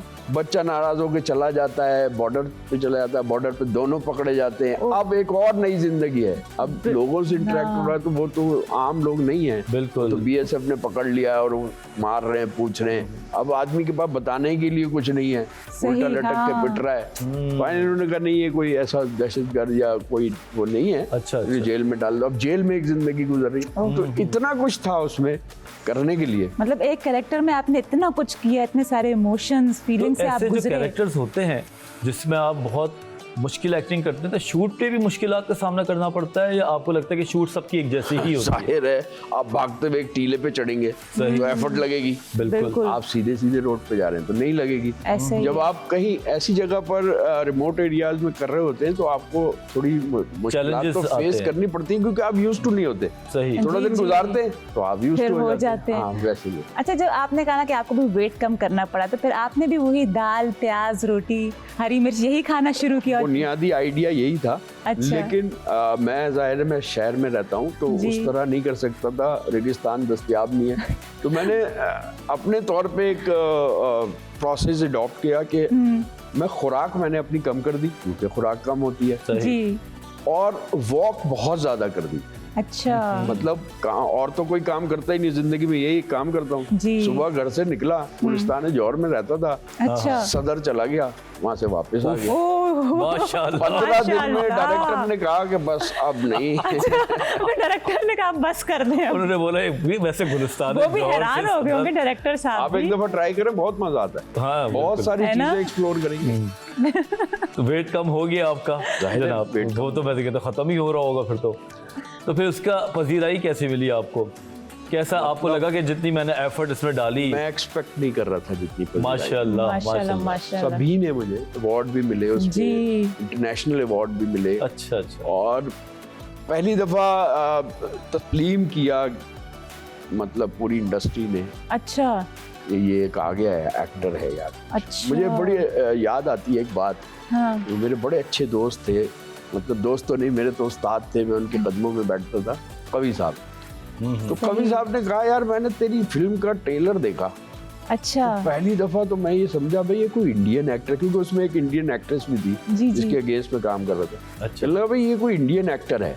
अच्छा फिर जरा वो ट्रेलर चलता रहा, दिन में चलता रहा, तब मुझे पता चला कि भाई ये तो यहीं का है। क्या बात है। माशाल्लाह माशाल्लाह। बस देखिए इनका काम इस तरह का काम है कि वही वाली बात कि बस एक दफा जो करते हैं तो वो जैसे कहते हैं ना सदियों तक याद रहता है, ऐसे ड्रामे हैं इनके माशाल्लाह। देखिए मैं जितना इन्होंने 3 बार एक बात बोली कि मेरा काम यही है, यही है। तो ये जब आप काम एफर्ट डाल के करेंगे तो फिर उतना ही उसमें से अल्लाह ताला फल भी देगा। बिल्कुल। ऐसा तो नहीं कि काम कुछ और कर रहे हो और एक्टिंग भी साथ कर रहे हो, तो उसमें फ़र्क नज़र आता है। अच्छा, रमज़ान मुबारक के महीने में भी काम का सिलसिला वैसे ही रहता है या कमी बेशी करते हैं आप? थोड़ा कम हो जाता है, लेकिन जैसे आजकल जो है हम एक रमज़ान सीरीज कर रहे हैं, अच्छा जो डेली की एक एपिसोड एक चैनल पे सही। चलती है। इसके अलावा ईद के ड्रामे बन रहे हैं, फिर रमज़ान में कुछ सीरीज चलती हैं जो एक एक प्ले होते हैं, बिल्कुल। वो प्ले मिलते हैं, तो काम की नौयत बदल जाती है, लेकिन काम करते वही रहते होता है। तो इस नौयत पे कौन सा काम है जो अब आप एंजॉय करते हैं? कॉमेडी करते हैं या विलन का रोल आपको अच्छा लगता है? यार टू बी वेरी ऑनेस्ट, हाँ हाँ। मैं इंजॉय तो इस काम को, हर काम जो भी काम मुझे मिलता है, इस वक्त मैं यहाँ बैठा हूँ, ये भी मेरे लिए काम है और मैं इसे भी इंजॉय कर रहा हूँ। क्या बेहतरीन। खूबसूरत। काम को तो मैं इंजॉय करता हूँ, चाहे वो कोई सा भी हो। एक्टिंग अच्छा, चले अब काम से बाहर आते हैं, थोड़ा सा पूछते हैं अब इनकी पर्सनल लाइफ के बारे में। हाँ मैं एक चीज़ पूछना चाह रही हूँ जी, जी। कि मैंने ये भी सुना है आपके बारे में कि जिस तरह जो रोने वाले सीन होते हैं तो आपका जैसे दिल इस तरह का है कि आप फौरन से रो पड़ते हैं, आपको जैसे जल्दी रोना आ जाता है और आप बहुत अच्छे तरीके से उस सीन को निभा लेते हैं। तो मतलब पूछना चाह रही हूँ कि जब आप वो सीन कर रहे होते हैं तो क्या कोई अपने इस तरह के पास्ट में कुछ तरह के मोमेंट आप सोच रहे होते हैं जिनसे आप गुजरे हों? नहीं, ऐसा कुछ नहीं होता अच्छा। कि हम पास्ट की कोई चीजें सोच रहे हैं। अच्छा। बेसिकली इंसान जो जिंदगी गुजारता है वो उसके लिए उसका खजाना होती है। एक एक्टर के लिए उसकी गुजारी भी जिंदगी उसके लिए खजाना होती है। सही 50 जगह जिंदगी में ऐसी आती है जहाँ वो रोता है, वो सही। किसी को बताता भी नहीं है, लेकिन उसका दिल रो रहा होता है। बाज़ औक़ात वो आंसुओं से रोता है, बाज़ औक़ात वो चीखता है, बाज़ औक़ात उसे गुस्सा आता है, बाज़ औक़ात वो बेनता खुश होता है। हाँ। ये सारे इमोशंस हैं, जी।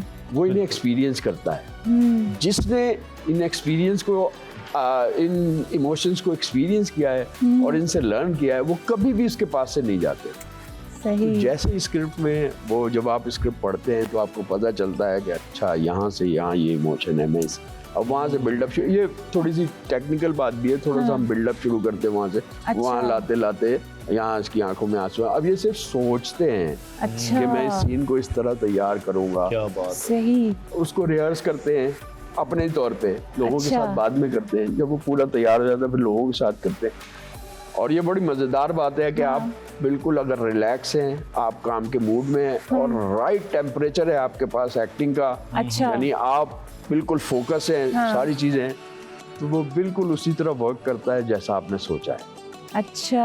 और बाज़ों का ऐसा भी होता है कि वो वर्क नहीं करता अच्छा। अगर आपकी कंसंट्रेशन थोड़ी सी इधर उधर सही है, बात। अच्छा। आप डिस्टर्ब हैं, आप रिलैक्स नहीं हैं, आप किसी वजह से टेंस है तो वो वर्क नहीं करता। लेकिन एक एक्टर की कामयाबी यही है कि किसी भी सूरत में उसका काम यही है कि उसकी जो क्राफ्ट है वो यही है कि उसने जैसे तैयार किया है उसे वैसे परफॉर्म कर दे। बहुत अच्छी बात बहुत है। अच्छा। मतलब पूरा तैयारी होती है जनाब, और उसके बाद काम निकल के आता है, जो हमें लगता है कि वो ये तो और हम कैरेक्टर किस था, तरह हो देख गया। के आराम से देख रहे होते हैं घर में व्यूअर्स, लेकिन पता नहीं होता कि इसके पीछे कितनी मेहनत है इनकी, सही कितना बात। टाइम लगाया है इन्होंने। अच्छा, अब हम एक ब्रेक ले लेते हैं और ब्रेक से वापस आके फिर हम बहुत सारी बातें जी करेंगे। जी, मैंने भी कुछ सवाल पूछते हैं जिससे यकीनन ये परेशान हो जाएंगे। ठीक है, तो नाज़रीन हम ले रहे हैं एक छोटा सा ब्रेक, और मुझे पता है आप लोग को इंतजार होगा कि हम कब जल्दी वापस आएंगे। जल्दी वापस आ रहे हैं, देखते रहें आन रमजान। वेलकम बैक, और हम वापस आ चुके हैं और आपको बेसब्री से इंतज़ार था कि हम कब वापस आएंगे। देखिए हम जल्दी से आ गए हैं और अब हम बढ़ते हैं और पूछते हैं अपने आज के सेलिब्रिटी गेस्ट से। अच्छा, वजाहत मुझे कह रहे थे मैंने सवाल करना है, मैंने आप कुछ ना पूछिएगा पहले। तो भाई ठीक है, मैं कुछ नहीं पूछ रही, आप ही पूछें पहले, आपका क्या सवाल सवाल ऐसा है है? ना, मजे का है। मैंने सुना है कि राशिद भाई को जो है ना अपनी चाय बनाने का बड़ा शौक है, वो अपनी चाय खुद बना के पीते हैं। अच्छा जी, अब ये मुझे नहीं पता, ये उड़ती उड़ाती बात है, आज हम उनसे पूछ ही लें। सही। जी राशिद मुझे साहब, ज्यादा इंटरेस्ट इस बात में है कि ये तुमने सुना किससे है। बाकी मैं बस ये जवाब हमारे एजेंट से सोच लें। बहुत अंदर एजेंट की छोड़ खबर रखे हैं निकाली इन्होंने। गई। जवाब मैं दे देता हूँ। मेरी बहुत अरसे से आदत रही है कि मैं सुबह एक चाय जरूर पीता हूँ जिससे अपने दिन का आगाज करूँ। सही। तो वो मैं जब बैचलर था तब भी यही करता था, सुबह उठ के अपनी चाय बनाता था और पीता था। फिर मेरी शादी हो गई, फिर 2 कप बनाने लगे, फिर 3 कप बनने शुरू हो गए। कुछ अर्से के बाद 3 कप हो गई। 3 कप नहीं, मेरी बेटी चाय नहीं पीती। अच्छा, वाकई 2 कप हुई दो ही है? कप है। माशाल्लाह, ये तो फिर आप अपने ज़बानी सुनाएं। तो हुआ ये कि उससे फायदे होने लगे कुछ। जब दूसरा कप बनने लगा, अच्छा। देने लगा, तो अगर हमारी कुछ नाचाकी हो जाती है, कुछ हो जाती है, सुबह अगर मैं बात नहीं भी कर रहा हूँ, वो बात नहीं भी कर रही, तो मैंने चाय का कप बना के रख दिया, तो इसका मतलब है कुछ थोड़ी देर में मामले मूड सेट हो सही हो गया, जाएंगे। मामला सेट हो माशाल्लाह गया। माशाल्लाह। ये वाली चीज जो है ना, वो उससे एक रिश्ता डेवलप होता रहा, और उसे आप प्यार का रिश्ता कह लें। मैं इसलिए ही बनाता हूँ कि मैं एक चीज एक्सप्रेस करना चाहता हूँ, इजहार करना चाहता हूँ कि मैं आपका ख्याल रखता हूँ, मैं रखना चाहता हूँ। हाँ, तो और वो मैं आप इसलिए फिर बनाता चाय हूँ। के जरिए करते हैं, उनको इससे चाय ज्यादा खिलाते हैं। रोमांटिक तरीके से कोई अपने साथी का ख्याल रखे, मेरे ख्याल से नहीं हो सकता। वाकई में। तो ये ऐसा भी हुआ है कि कभी रात को लड़के सोए हो या कोई लड़ाई हो गई हो और सुबह आप बैठे हुए हो कि आज तो मैंने चाय पीनी है, आज बेगम देखते बना हैं के ये बनाती पिलाए, है, हाँ। नहीं, और फिर आखिरी नहीं, में वो एक रूटीन है ना। वो चाय हाँ। जब 1 कप बनती है, 2 कप बनाता हूँ, तो फिर 2 ही कप बनाऊंगा। चाहे किसी तरीके से भी दूं, अगर मैं खुद भी नाराज हूँ तो चाय मैं दे के आ। कोई अच्छा। इतना बड़ा मसला नहीं है। तो मियां बीवी तो लड़ते ही रहते हैं, कोई सही बड़ा बात है। वैसे मसला तो नहीं है। और क्या, और ये अच्छा है कि जल्दी मान जाएं, अब क्या इस लड़ाई अब को देखिए ना, बढ़ाना। इनकी लड़ाई का जो टाइम स्पैन है वो 24 घंटे से ज्यादा तो हो नहीं सकता, बिल्कुल। क्योंकि 24 घंटे पे चाय मिल जाएगी, और जब 24 घंटे से है ना, ज्यादा ही है, मैं ज्यादा कहता हूं ही है। जल्दी मिल जाएगी। और जब चाय मिल जाएगी तो जाहिर से तो मिजाज अच्छा हो जाएगा। बिल्कुल। मैं तो कहता हूँ आप लोग भी सीखें, अगर आपकी घर में बेगमात या हस्बैंड नाराज हो तो आप उनको एक चाय की प्याली दे दें। हाँ, बस वो दिल खुश हो जाएगा, भले सारी बात ना नाराजगियां करें, दूर हो भले जाएगी। बात ना करें, उस नाराजगी को उसी लेवल पर रखें, अच्छा। लेकिन उसमें ये हल्की सी दरार डाल दें। नाराजगी को उस लेवल पे रखकर हल्की सी दरार डाल डालते दें, ये जाएं देखें आप। चाय के जरिए। देखिए कितनी खूबसूरत तरीके बहुत से अच्छी बात समझाया है, है, सीखने वाली बात है। सीखने वाली बात है और बड़ी गहराई वाली बात है। एक टिप भी दे दी है इन्होंने। जनाब। अच्छा, वैसे आप किचन में जाते हैं, कुछ कुकिंग वगैरह करते हैं या वाइफ को देखते हो करते हुए? मुझे ना कुकिंग करना पसंद नहीं है। अच्छा मैं चाहता हूँ कि मैं जो मील खाऊं, जो मैं खाना खाऊं, जी। वो मेरी बीवी बनाए। अच्छा। ये मेरी ख्वाहिश है हमेशा से। सही। अलबत्ता आई लव डिश वॉशिंग। ओए, ओए, ओए। मैं पागलों की तरह मतलब मुझे दूसरों के यकीन घरों नहीं के कपड़े बर्तन धो दूं मैं, मुझे बहुत मजा आता है उसमें। मैं मुझे सच कह रही हूँ, मुझे यकीन नहीं आ रहा। पहली दफा मैंने सुना है किसी ने कहा कि डिश वॉशिंग में मजा आता है, क्योंकि ये ऐसा काम मजा, है कि मैं इश्क करता हूँ डिश वॉशिंग से, क्योंकि मैं सोच सकता हूँ कुछ भी, सही। और उसमें कोई ज्यादा हाथ घोड़े तो लगते नहीं है। दिमाग कहीं और काम हो हाँ, जाता हाँ, है। बिल्कुल, बेसिकली first ये देखा जाए तो ये मोहब्बत दिखाने का ये एक और तरीका है। पहले चाय वाली बात हो गई नंबर 1, अब 2 हो गई कि आप अगर कुकिंग नहीं कर सकते तो आप कंट्रीब्यूट तो कर रहे हैं। बिल्कुल। ऐसा नहीं है कि मैं नहीं कर सकता, मेरी बीवी ने कोशिश भी की कि तुम सीख जाओ, अच्छा लेकिन मैंने कुछ चीजें सीख भी ली, लेकिन मैं करना ही नहीं चाहता ना। मैं चाहता हूँ कि मैं उसके हाथ से कि मतलब वो उसका जायका पका हुआ आपको खाना। मिले, जी। वो आप खाएं। और देखिए कितनी मज़े की बात है कि औरत के लिए असल में जो किचन में सबसे बड़ा काम होता है ना वो बर्तन धोना ही होता है। वो उसी से बहुत घबराती है, परेशान होती है, और ये इस तरह की उनकी हेल्प कर रहे हैं तो वही मोहब्बत बढ़ने वाली बात है। मुझे लगता है यही राज है कि इनके रिश्ते में इतनी मजबूती और मोहब्बत है, ये ख्याल इतना करते हैं। अब इस राज के पीछे एक और राज है जो मैं सुनना चाहता हूँ कि राज भाई, आपकी जो शादी हुई, अब मुझे डाउट है कि ये लव मैरिज तो नहीं थी या अरेंज मैरिज थी? नहीं, बिल्कुल अरेंज मैरिज थी। अच्छा। वो इस तरह कि मैं तो अदाकारी के शोबे में पड़ गया था। अच्छा। और उस वक्त स्ट्रगल का पीरियड था। अच्छा। जाते थे सारा दिन, कभी आर्ट्स काउंसिल पढ़े होते थे, कभी किसी के साथ थिएटर कर रहे होते थे, रात को घर में घुस के सो गए बस ये।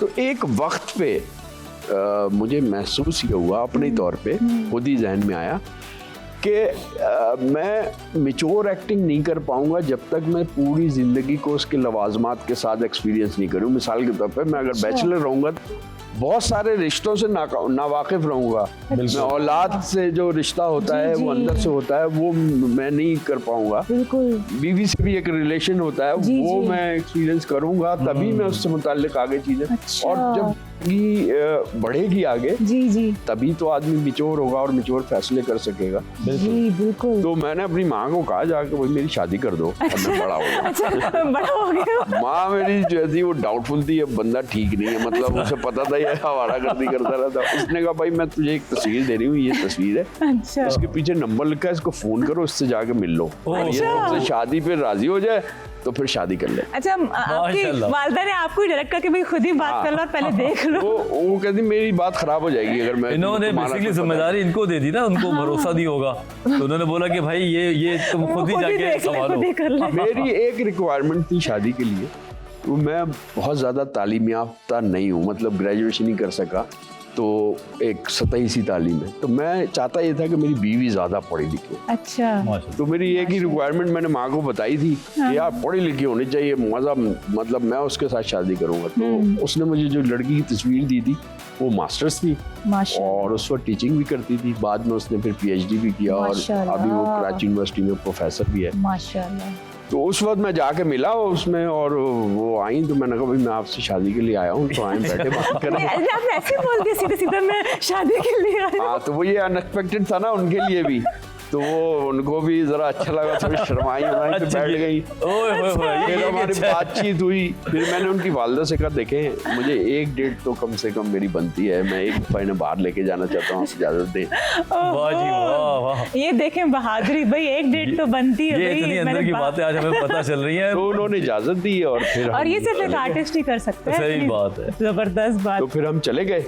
एक हमने सारा दिन की डेट लगाई, समंदर पे गए, खाना वाना खाया, उसमें बहुत सारी बता दिया कि यार मैं कोई जॉब नहीं करता, सही, फ्रीलांस एक्टर हूँ, एक्टर बनना चाहता हूँ, अपने लिए रिस्क कमा लेता हूँ।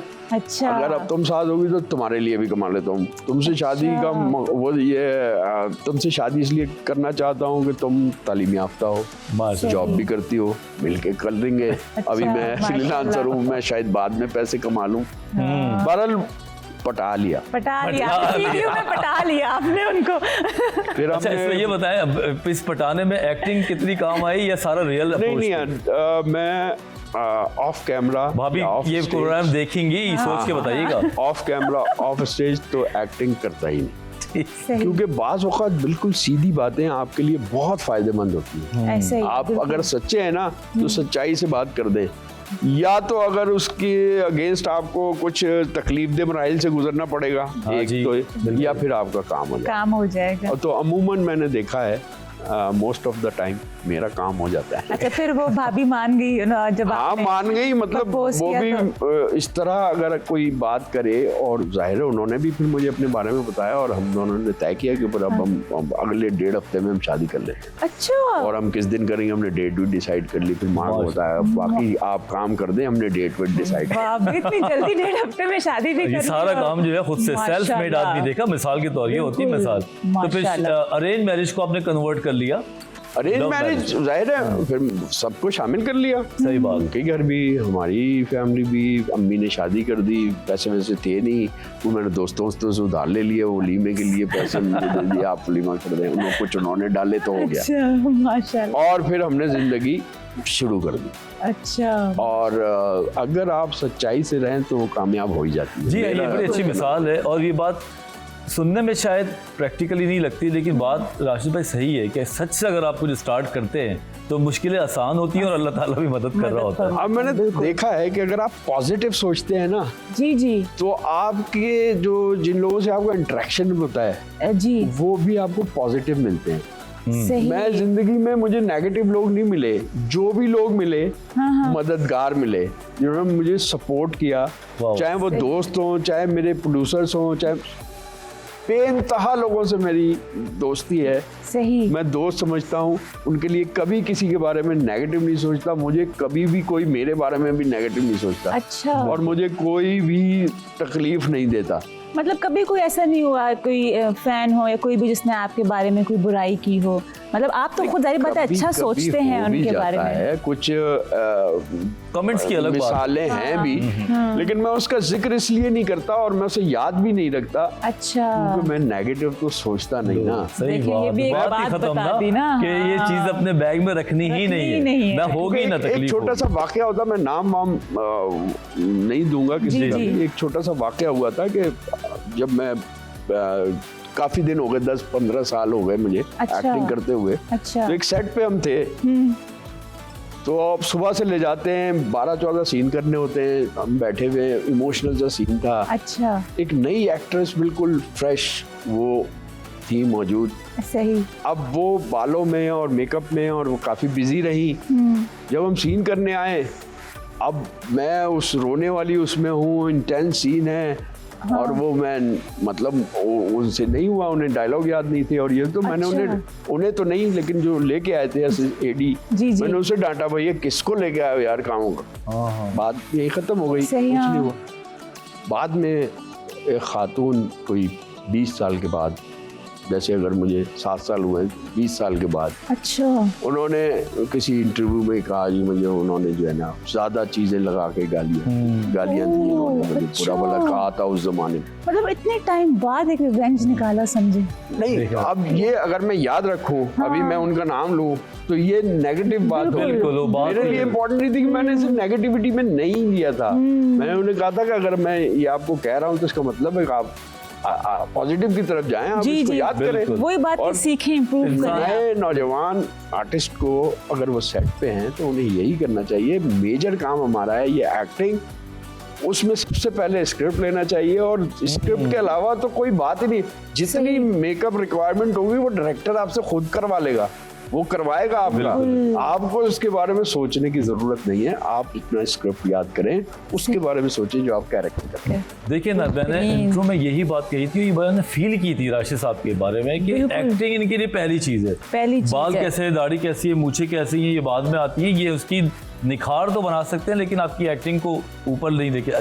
एक टाइम थोड़ा सा महदूद होते जा रहा है, तो मैं इनका एक और, इनकी जो जान है, इनकी जो घर में एक लाडली इनकी बेटी है, उनके बारे में ना पूछे ऐसे कैसे हो सकती है। ये देखिए मुस्कुराहट, कैसे मुस्कुराहट आ गई, इतनी मुस्कुराहट इनकी नजर दी आई। यार वो मेरी दोस्त भी है, माशाल्लाह, वो मेरी क्रिटिक भी है। अच्छा, हर चीज के बारे में जब वो राय दे देती है तो फिर संजीदगी से सोचना पड़ता है। अप्रूवल वहीं से आती है इनकी, पता है आपको? मतलब वो आपको बताती है, बाबा ये आपने यूं किया, ये ऐसे करना चाहिए था, ये बहुत आपका बेस्ट भी पढ़ लेती है। अच्छा, और फिर वो ड्रामा देखती है तो फिर वो बताती है कि वो तो आप वहाँ तो वो ये लिखा तो आप तो वो कर रहे थे। फिर मैं कहता हूँ कि यार जरूरत थी, डायरेक्टर ने कहा ये साथी एक्टर इस तरह, उसे अच्छा एक्सप्लेन करना पड़ता है। लेकिन वो दोस्त है, मतलब एक दोस्त वाला रिश्ता है कि समझाती भी है और सिखाती भी है। हाँ, मुझे डांटती भी है और बहुत बाज़ वक़्त तो बहुत बुरा भला कहती है। ज़ाहिर है मैं बहुत आइडियल इंसान तो नहीं होऊंगा ना, कुछ तो मेरे अंदर भी खामियां होंगी, मुझे पसंद नहीं होंगी, तो वो उसका राइट है कि वो मुझे कहे। बिल्कुल, और ये बड़ा दिल होता है कि आप एक दूसरे की बात सुनने का हौसला रखें। बिल्कुल ऐसे तो राशिद भाई क्या बनाना चाहते हैं उनको, आप क्या सोचा है उनके बारे में? मैं तो कभी किसी को कुछ भी नहीं बनाना चाहता हूँ, वो खुद बने। मतलब जो वजह ताकि जिम्मेदार वो खुद हो। अच्छा, कभी आपने ये नहीं कहा मीडिया में आ जाओ या मैं भी हूँ तो? उसने अगर मुझसे कहा ये मुझे कोई वो मैं मॉडलिंग करना चाहती हूँ, मैंने कहा ठीक है मैं ये ले चलता हूँ, अच्छा तेरा वो ऑडिशन करा देता हूँ, स्क्रीन टेस्ट हो जाएगा, तस्वीरें खिंच जाएंगी। एक दिन ले भी गया अच्छा और करा दिया, खुश हो गई, 4 दिन खुश थी, सही हो गई, भूल गई। करना कराना नहीं है, लेकिन मैं उस पर कोई अपनी मर्जी इम्पोज नहीं करना चाहता भाई, पूछना नहीं चाहता। ये तो बहुत अच्छी वो बात खुद है। मेडिकल में जाना चाहती है और माशाल्लाह। वो वही करना चाहती है और वही कर रही है, दिनों रात पढ़ती है। माशाल्लाह माशाल्लाह। मैं उसे एक अच्छा इंसान बनाना चाहता हूँ और बेहतरीन। मेरा ख्याल है कि उसमें मैं कामयाब हूँ। बिल्कुल। हसास, लोगों का ख्याल रखने वाला, लोगों से प्यार करने वाला, जिसकी नेगेटिव अप्रोच ना हो, पॉजिटिव अप्रोच हो। बहुत अच्छा। और जितनी चीजें इस दुनिया में हैं, जितने फन हैं, वो चाहे तो सारे फन सीख ले। ओहो जितने बेहतरीन। हरफन मौला, कम हरफन मौला बनाना है इन्होंने। अब ये उसकी सलाहियत तो ये भी तो है ना, हरफन मौला भी बिल्कुल। सब माशाल्लाह करते लेकिन हैं। मैं हरफन मौला नहीं हूँ, मैं तो सिर्फ एक्टर हूँ। तो आप देखें ना, एक्टर में तो कितना कुछ कर रहे हैं आप, क्या क्या कैरेक्टर्स आप निभा रहे हैं। तो वो कोई छोटी बात है कि जितना मुश्किल एक कैरेक्टर होता है जो कोई नहीं कर सकता, उसमें आपको याद किया जाता है कि आप उसको कर लेंगे इजीली। तो सही इससे बात बड़ी है। बात क्या हो सकती है? ये भी एक बड़ी बात है कि बहुत मुश्किल बड़ी चीज़ में बात इनको है। बुला लो। बिल्कुल।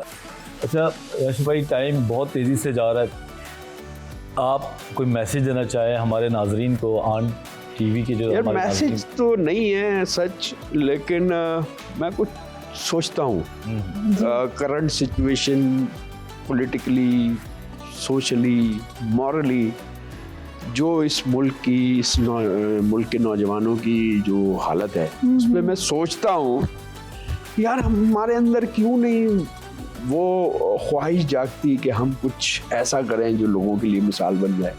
बिल्कुल हम ज़्यादातर लोग कारोबार कर रहे हैं, ऐसा ही है, सही कह रहे हैं। हम पैसे कमाना चाहते हैं, उसके अगेंस्ट अच्छी जिंदगी करना चाहते हैं, सब कुछ है। सही। अच्छा, जिनके पास बहुत पैसे हैं वो और पैसे कमाना चाहते हैं। बिल्कुल ऐसे ही है। मतलब जिनके माशी मसाइल हल हैं, मैं उन डायरेक्टर्स की बात कर रहा हूँ, उन क्रिएटिव लोगों की बात कर रहा हूँ जो इस सोसाइटी में रहते हैं। इस मुल्क के बहुत ज़्यादा वसाइल उनकी तालीम पे, उनकी शख्सियत पे खर्च हुए हैं। जी कुछ उनका फ़र्ज़ बनता है कि इस मुल्क के लिए वो करें। सही। मिसाल के तौर पे अगर वो इस शोबे से वाबस्ता हैं, जिसे हम शो बिजनेस कहते हैं या आर्ट कहते हैं, तो वो एक ऐसी फिल्म, कोई ऐसी फिल्म बनाए जो मिसाल हो, बिल्कुल जो लोगों के सही। लिए इंस्पिरेशन हो, जो विमेंस के लिए इंस्पिरेशन हो, कोई नौजवानों के लिए इंस्पिरेशन हो। वो लोग जो ये माशी तौर पर मुस्तहकम भी हैं जी और कर भी सकते हैं, उन्होंने ये फ़न भी हासिल किया है, और वो कारोबार करके क्या कर रहे हैं यार, वो कहाँ ले जाएंगे, कब्र पे लेके जाएंगे पैसे। उन्हें ये काम करना चाहिए, ये कर्ज है उनके ऊपर। बहुत अच्छी बहुत बात है, अच्छी बिल्कुल। बात अब की आपने। उसके अलावा मैं क्या कहूँ, नौजवान तो नौजवान है यार, उसको जिस तरफ ले जाओ उस तरफ सही चला बात है, जाएगा। बिल्कुल। जो ऊपर चले गए, जो मिच्योर हो गए, उनका फर्ज बनता है कुछ आने ऐसी वाली चीजें पीढ़ी को संभालें। संभालें। क्या create बात, करें, बहुत ऐसी खूबसूरत चीजें। बात है। बेहतरीन बेहतरीन। और बहुत शुक्रिया आपका, और इतना अच्छा लगा, इतना कुछ सीखने को मिला आपसे। माशाल्लाह आपने कम टाइम में अपना एक एक्सपीरियंस शेयर कर दिया हमारे साथ, बहुत ज़्यादा शुक्रिया आपका। और यहाँ पे एक ब्रेक का टाइम आ गया है, मिलते हैं हम आपसे ब्रेक के बाद। देखते रहें आन रमज़ान।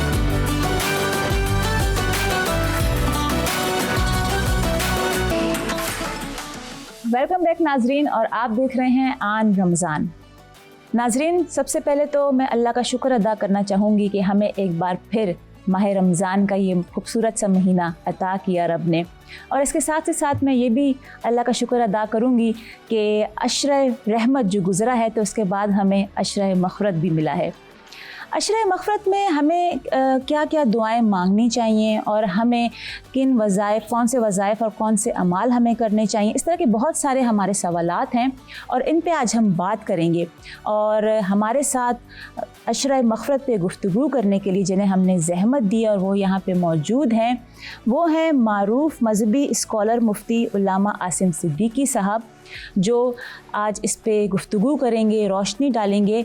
और सबसे पहले मैं बहुत शुक्रगुज़ार हूँ उनकी कि वो यहाँ पे तशरीफ़ लाए और आन रमज़ान के लिए उन्होंने अपनी मसरूफ़ियात में से ख़ास वक्त निकाला और वो यहाँ पे हमें अपना कीमती वक्त दे रहे हैं। अस्सलाम वालेकुम मुफ्ती साहब। अस्सलाम वरहमतुल्लाहि वबरकातुहू। सबसे पहले तो आपका बहुत शुक्रिया कि आप यहाँ पे तशरीफ़ लेकर आए। मैं आपसे ये जानना चाहूँगी कि जैसे ये माह रमज़ान का दूसरा अशरा है और थोड़ा आप हमें वजाहत कीजिए कि सबसे पहले ये अशरा मग़फ़िरत जो है ये है क्या और हमें क्या करना चाहिए। बिस्मिल्लाहिर्रहमानिर्रहीम। देखिए कि नबी करीम सल्लल्लाहु अलैहि वसल्लम ने रमज़ानुल मुबारक के हवाले से इरशाद फरमाया कि ये ऐसा महीना है कि जिसका अव्वल रहमत है, इसका वस्त मग़फ़िरत है और इसका आखिरी अशरा इत्क़ुम मिनन्नार यानी जहन्नम की आग से आज़ादी है।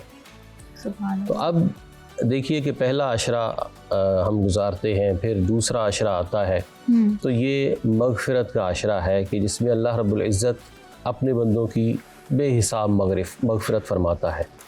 अब ये अगर हम देखें थोड़ा सा इसको डीपली, तो बंदे के जहन में ये सवाल उठता है कि जब पहला अशरा रहमत का है तो जिस पर रहमत हो गई उसकी मग़फ़िरत भी हो गई, जिसकी मग़फ़िरत हो गई वो जहन्नम से आज़ाद भी हो गया। तो फिर ये क्या वजह है कि इसको रहमत को अलग किया गया, मग़फ़िरत को अलग किया गया, जहन्नम से आज़ादी को अलग किया गया?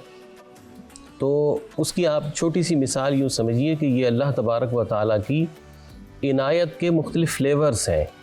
जैसे आप देखें कि मीठे शरबत कितने सारे हैं जी, कोल्ड ड्रिंक्स कितनी सारी हैं, सारी मुंह मीठा करती हैं, सब टेस्ट देती हैं, लेकिन ये है कि हर एक फ्लेवर अलग है। तो ये चाहे वो रहमत का अशरा है, ये मग़फ़िरत का अशरा है, अगला अशरा जहन्नम से आज़ादी का होगा, तो ये बेसिकली अल्लाह तबारक व तआला की नवाज़िशात के फ्लेवर्स हैं कि जो अल्लाह तबारक व तआला मुख्तलिफ़ अंदाज से अपने बंदों को जो है वो बख्शता है। और यही इस अज़ीम अशरे की नेमत है कि अल्लाह तबारक व तआला ने इसको अपनी इनायत के जो टाइटल दिया है वो मग़फ़िरत का टाइटल दिया है कि इसमें बख्शिश दी जाती है। तो ये अशरा ऐसा अज़ीम अशरा है कि हमें इसे अल्लाह तबारक व तआला से अपनी मग़फ़िरत का सवाल करते हुए गुजारना चाहिए। अल्लामा साहब, मग़फ़िरत का अशरा आता है, हमें ये पता चला कि दूसरे अशरे में हमने क्या हमारा नज़रिया है, कौन सी ऐसी इबादत हैं तो इस अशरे में आप ख़ास तौर पे करें तो अल्लाह ताला हमें मग़फ़िरत के दरवाज़े जो है मालिक खोलता है।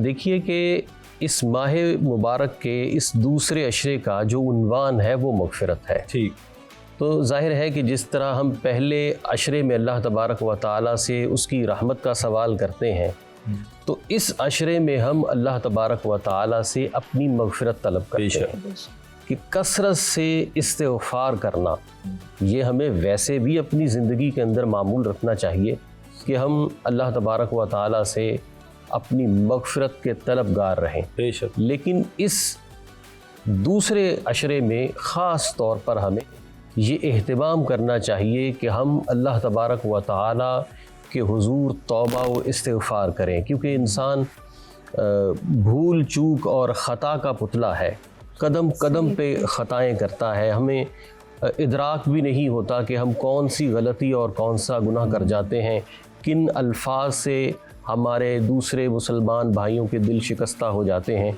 हमें पता नहीं चलता।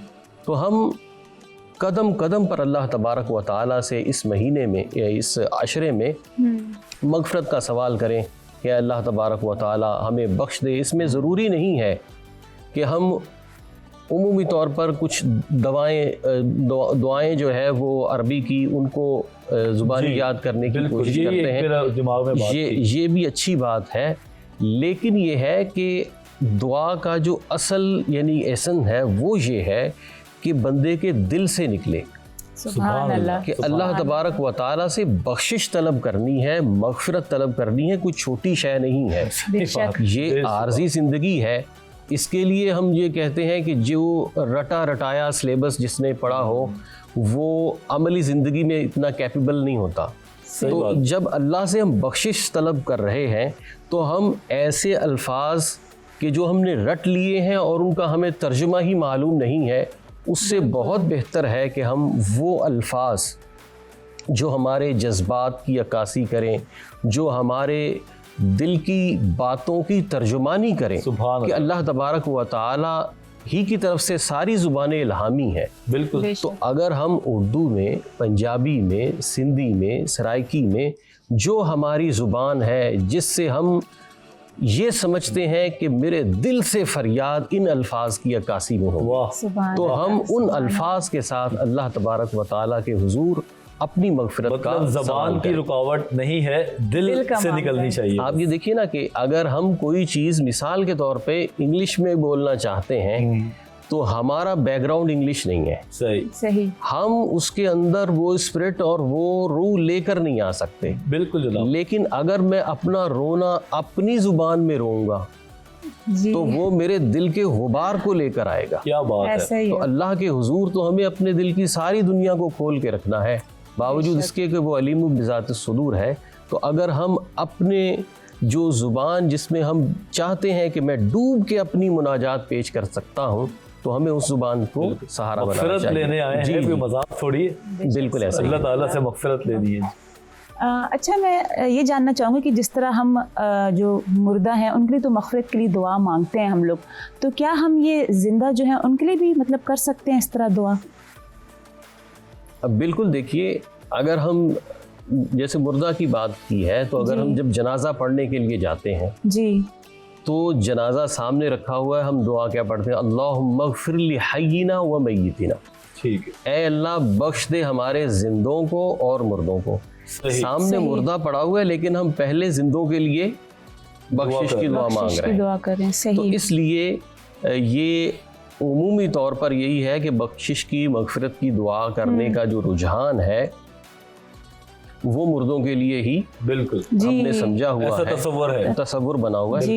लेकिन ये है कि जनाजे की दुआ जो नबी करीम सल्लल्लाहु अलैहि वसल्लम से हम तक आई है, उसमें सबसे पहले बख्शिश जिंदों के लिए मांगी गई। सुभान अल्लाह। तो हमें जब हम बाहम भी एक दूसरे को दुआ करते हैं, जैसे हम किसी को कहते हैं अल्लाह आपको जन्नत अता फरमाए, जन्नत नसीब करे, तो वो या किसी के बारे में कहते हैं अल्लाह उसको जन्नत नसीब करे, फौरन चौंक जाते हैं, अरे भाई वो जिंदा है। बिल्कुल ऐसे। हाँ। ये यानी कि क्या मरेंगे तो ही हमारे लिए जन्नत की दुआ की जाएगी। करके ये कह दें कि अल्लाह आपको जन्नत दे, तो वो कहता है भाई अभी मैं जिंदा हूं, ऐसे ही बोलते हैं। तो यानी हमारा इतना यानी कि वो कॉन्सेप्ट जो है वो नैरो हो चुका है, बहुत छोटा, और यानी कि समझिए कि बिल्कुल फजूल किस्म का कॉन्सेप्ट बना हुआ है कि हम जो जिंदा है उसको भी जन्नत की दुआ दें। हमारी दुआओं में जिंदों के लिए भी जन्नत का सवाल होना चाहिए। हम जब कहते हैं ना कि जैसे हम किसी की कदर नहीं करते जब तक कि वो मर ना जाए, तो हम किसी के लिए जन्नत का सवाल भी नहीं करते जब तक कि वो मर ना जाए। ये तो अफसोस का मुकाम है, बल्कि ये अफसोस का मकाम है। और हमारे यहाँ जाहिल भी और पढ़ा लिखा भी सारे इसके अंदर, क्योंकि भेड़ चाल का सिलसिला है। कदर होती बाद में है कि जब वो मर जाए तो उसके बाद उसी कहते हैं कदर करते हैं। अच्छा मुफ्ती साहब, मेरा ज़ाती एक नौयत का सवाल है, क्योंकि मेरी वालिदा का इंतकाल कुछ अर्सा पहले हुआ और बेशक हम उनसे बहुत प्यार करते थे। हम उनके लिए क्या दुआ कर सकते हैं? मग़फ़िरत के लिए, मुर्दा लोगों के लिए क्या दुआ कर सकते हैं जिससे हमारे दिल को भी बहुत ज़्यादा तस्कीन मिल सके? देखिए डॉक्टर साहब, आप अपनी वालिदा के लिए दुआ भी कर सकते हैं और आप डॉक्टर हैं, आप उनके लिए दवा भी कर सकते हैं। वाह, ये कैसे? दुआ तो सारे कर सकते हैं। बिल्कुल। नबी करीम सल्लल्लाहु अलैहि वसल्लम ने फरमाया कि जब बंदा इस दुनिया से चला जाता है उसके अमाल मुनक़ते हो जाते हैं, सिवाय जो चीज़ें बताई कि वो मुसहफ़ छोड़ कर जाए, किसी को तालीम दी, या उसकी औलाद। अब औलाद जो आमाल सालिहा करती है उसका सवाब लाजमन उसके वालिदैन को जाता है। माशाअल्लाह। तो अब आपका ये है जो मैंने ये कहा कि आप दवा भी कर सकते हैं, वो दवा उनके लिए यही है कि आप आमाल सालिहा की तरफ अपना फोकस मज़ीद ज़्यादा कर दें। क्यों कि वैसे तो बंदा करता ही है, बिल्कुल, लेकिन जब उसके ज़ौक़ में ये चीज़ शामिल हो जाए कि मैं जो ये अमल कर रहा हूँ इससे मेरी वालिदा की रूह को बड़ी तस्कीन होगी, सुभान अल्लाह। तो आप देखिए कि आपका नेकियों की तरफ मैलान जो है वो पहले से ज़्यादा फोकस हो जाएगा। वाह जी वाह। सुभान अल्लाह। तो अपने आप को यानी कि बंदा सुधारने की तरफ भी ले आता है, बिल्कुल। और वालिदा की रूह के लिए तस्कीन का सामान भी कर लेता है। क्या बात है, क्या बात है। मुफ्ती साहब, मेरा आपसे एक ये सवाल है कि ये सुना है हमने कि जो जुमेरात का एक दिन है, ये ख़ास दिन होता है जिस दिन रूहें आती हैं अपने घर वालों से मिलने, और असर के बाद आप कुछ मीठा बनाएं और उनके नाम पे आप बांटें, तो इसका अजर उनको भी मिलता है और वो खुश भी होते हैं और वो आपसे मिलने आते हैं। तो मैं चाहूँगी कि इसमें आप ज़रा हमारी रहनुमाई फरमाएं, ख़ास तौर पे मेरी, लेकिन इसका जवाब ब्रेक के बाद मैं आपसे लूँगी। और अब हम ले रहे हैं एक छोटा सा ब्रेक। आप कहीं जाइएगा नहीं, क्योंकि बहुत ही ख़ास गुफ्तगू हो रही है यहाँ पे। देखते रहें आन रमज़ान। मिलते हैं एक ब्रेक के बाद। Welcome back. हम वापस आ चुके हैं और आप देख रहे हैं आन रमज़ान। और मैं एक सवाल यहाँ पे मुफ्ती साहब के सामने रख के गई थी, तो उनकी जानिब बढ़ते हैं और पूछते हैं कि वो हमारी क्या रहनुमाई फरमाते हैं इस मामले में। जी मुफ्ती साहब। देखिए, अरवाह के जो मामलात हैं वो उनके हस्बे मरातिब हैं। सही। तो हर किसी की रूह को जो है वो ऐसा मामला नहीं है कि वो जहाँ चाहती है आती है जाती है, बल्कि नेक लोग जो हैं उनकी अरवाह का मामला ऐसा है कि वो इस दुनिया में अपने बच्चों के और दीगर चीज़ों के अहवाल भी देखने के लिए आती हैं। तो खैर, अपने वालिदैन के हवाले से तो हर किसी का यही गुमान होता है कि वो नेक लोग थे। तो अरवाह जो है उनके आने की रिवायात मौजूद हैं। बाकी ये रहा कि इसके साथ जो हमने खाने का और जो फातिहा दिलाने का मामला मुंसलिक किया है, उसमें थोड़ा सा हमें कुछ चीज़ों को समझना है कि अगर अरवाह का आने का मामला है जैसे, तो ये नहीं है कि वो खाना खाने के लिए आ रही हैं, या ये है कि उनका खाने के साथ कोई कनेक्शन है। सही। ये जो मामला है ये सिर्फ़ और सिर्फ ये है कि जब उनके लिए कुरान करीम की तिलावत की जाती है और खाना बनाकर गुरबा को, मसाकीन को खिलाया जाता है, तो वो ये समझ लीजिए कि उसकी जो नेकियां हैं वो उनको ईसाल की जाती है। माशाल्लाह। उससे जो है, क्योंकि जाहिर बात है कि नबी करीम अलैहिस्सलाम से सवाल किया गया, हज़रत अनस रज़ियल्लाहु अन्हु ने सवाल किया कि मेरी वालदा इस दुनिया से रुखसत हो गई, मैं उनके लिए क्या कर सकता हूँ। बिल्कुल। तो नबी करीम अलैहिस्सलाम ने फरमाया कि आप उनके लिए एक कुआं खुदवा दें।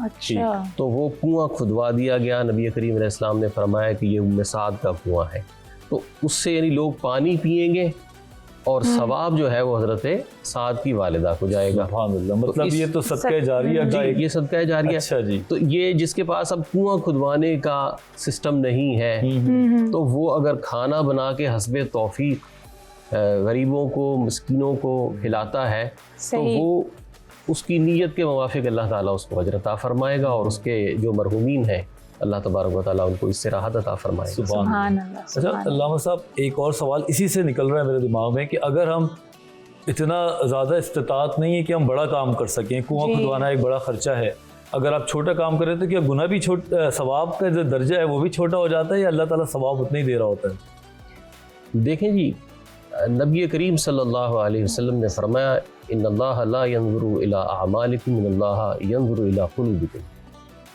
अल्लाह तबारक व तआला तुम्हारे अमाल को नहीं देखता, बल्कि अल्लाह तुम्हारे दिलों को देखता है। वाह जी वाह। सुभान अल्लाह। बाज़ औक़ात बंदा बहुत बड़ा काम कर रहा होता है, लेकिन उसके दिल के अंदर कोई रियाकारी, कोई दिखावा, कोई इस तरह की चीज़ आ जाती है जिसकी वजह से वो बहुत बड़ा काम तो होता है, उससे लोग मुस्तफ़ीज़ भी हो रहे होते हैं, लेकिन आखिरत में उसके लिए कोई नेकी नहीं होती। और कोई ऐसा काम होता है कि बहुत छोटा होता है, लेकिन उसमें उसके दिल की बहुत पाकीज़गी दाखिल होती है। वाह। अल्लाह ताला उसको बहुत बड़ा अजर अता फरमाता है। मुझे एक रिवायत है, इसराइलियात में से है, कि बनी इसराइल में एक कहत पड़ा। सही। तो एक शख्स जो है वो ऐसे निकला तो मट्टी का एक ढेर उसको नज़र आया। उसने दिल में गुमान किया, लोगों की हालत जो हो चुकी थी, जैसे आज भी हमारे यहाँ महंगाई से लोगों की कैसी बुरी हालत, बिल्कुल। उसके जहन में ये देखा कि कैसे लोग भूख और प्यास से बिलख रहे हैं। उसके दिल में उस टीले को देखकर आया कि ऐ अल्लाह, अगर मेरे पास ये टीला इतना गंदम का होता मैं इन लोगों पर निसार कर देता। सुभान तो अल्लाह ने उस वक्त के नबी की तरफ वही फरमाई कि फ़लाँ बस्ती के फ़लाँ बंदे को जाकर ये बिशारत दो कि अल्लाह तबारक व तआला ने जो तुमने अल्लाह की राह में खैरात किया, एक टीला गंदम उसे कबूल कर लिया। सुभान अल्लाह, सुभान अल्लाह। सुभान अल्लाह। अब वो जब उसके पास ये बिशारत पहुंची तो वो कहने लगा कि मैंने तो नहीं किया। तो कहा कि तुम सोचो। कहा कि हाँ, मुझे टीले को देखकर दिल में ये सुभान एक भूख उठी थी कि अगर मेरे पास ये गंदम का एक टीला हो तो मैं ये सुभान अल्लाह। लोगों पर निसार कर दूं, खैरात कर दूं। तो अल्लाह ताला ने सिर्फ अच्छी नीयत के बदले में उसको पूरा सवाब अता फरमा दिया। ये तो वही बात है कि अल्लाह पाक नियतों को देखते हैं, जाहिर को नहीं देखते कि असल में हमारे दिल में क्या है। वो एक फारसी का शेर है, रहमत हक बहाना मी जोयत, रहमत हक बहा नामी जोयत। यानी अल्लाह की रहमत जो है वो बहाना तलाश करती है, सुभान अल्लाह की रहमत बहा यानी इवज़ तलब नहीं करती। सुभान अल्लाह, सुभान अल्लाह। मतलब हम सोचें और अल्लाह इसको कबूल भी कर सकता और है। अजर भी अल्लाह पाक दे रहे हो। देखिए, जब हम किसी नेकी का सोचते हैं ना तो फरिश्ता उस वक्त लिख लेता है, वाह जी वाह। सुभान अल्लाह। लेकिन जब हम बुराई का करते हैं तो वो बुराई लिखने वाला फरिश्ता जो है वो उसे कहा जाता है कि अभी रुक जाओ, हो सकता है ये इरादा तर्क कर दे। माशाल्लाह माशाल्लाह। तो ये है कि अल्लाह तबारक व तआला तो हमारी नेक नीयतों को देख रहा है। बहुत अच्छी बात की, और मेरे ख्याल से ये हमारे आम लोगों की कितना काम आएगी बहुत। कि अगर हम नियत अच्छी रखें तो अल्लाह ताला हमें वहाँ पे सवाब देगा और हम दुनिया में भी जनाब इज्जत कमाएंगे और ऊपर से हम सवाब कमाएंगे। बिल्कुल ऐसे।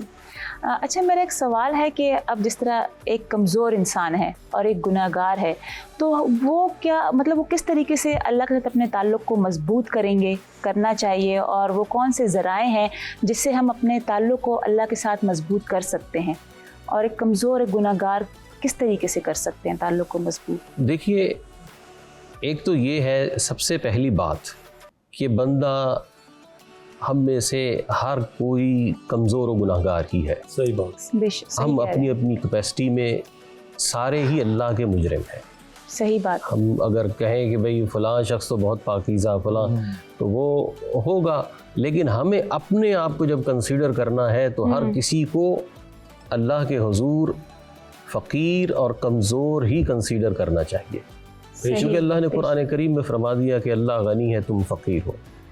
तो अब जो फ़कीराना अंदाज़ है वो ये है कि पहले जो फ़र्ज़ हैं उनको पूरा कर दे। ठीक है। अच्छा। और उसके बाद अल्लाह तबारक व तआला से ताल्लुक़ मज़बूत और बेहतर रखने का सबसे बेहतरीन ताल्लुक़ जो है वो ये है कि अल्लाह की मखलूक के साथ ताल्लुक़ को बेहतर कर लिया जाए। सुभान अल्लाह।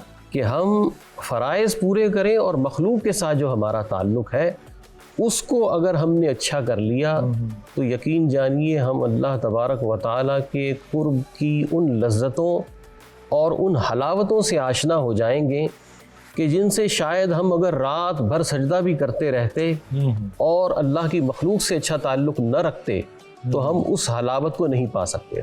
वाह जी वाह, सुभान सुभान अल्लाह। अल्लाह के फ़राइज़ पूरे किए जाएं, अल्लाह की मखलूक के साथ मोहब्बत का रिश्ता रखा जाए, नफ़रत का रिश्ता ना रखा जाए। अल्लाह तबारक व तआला की मखलूक के लिए अपनी ज़ात को नाफ़े बनाया जाए कि किस तरह से मैं लोगों के लिए नफ़ा बख्श बन जाऊँ। क्योंकि नबी करीम सल्लल्लाहु अलैहि वसल्लम ने फरमाया खैरुन्नास मन यनफ़उन्नास, लोगों में सबसे बेहतर वही है जो उनके लिए ज़्यादा फ़ायदा मंद है। तो हम लोगों को फ़ायदा पहुंचाने में किसी किस्म की कंजूसी का बायस ना बने। इसमें होता यह है, हम ये सोचते हैं कि फ़लाँ शख्स को मतलब पड़ा तो वो आ गया जी।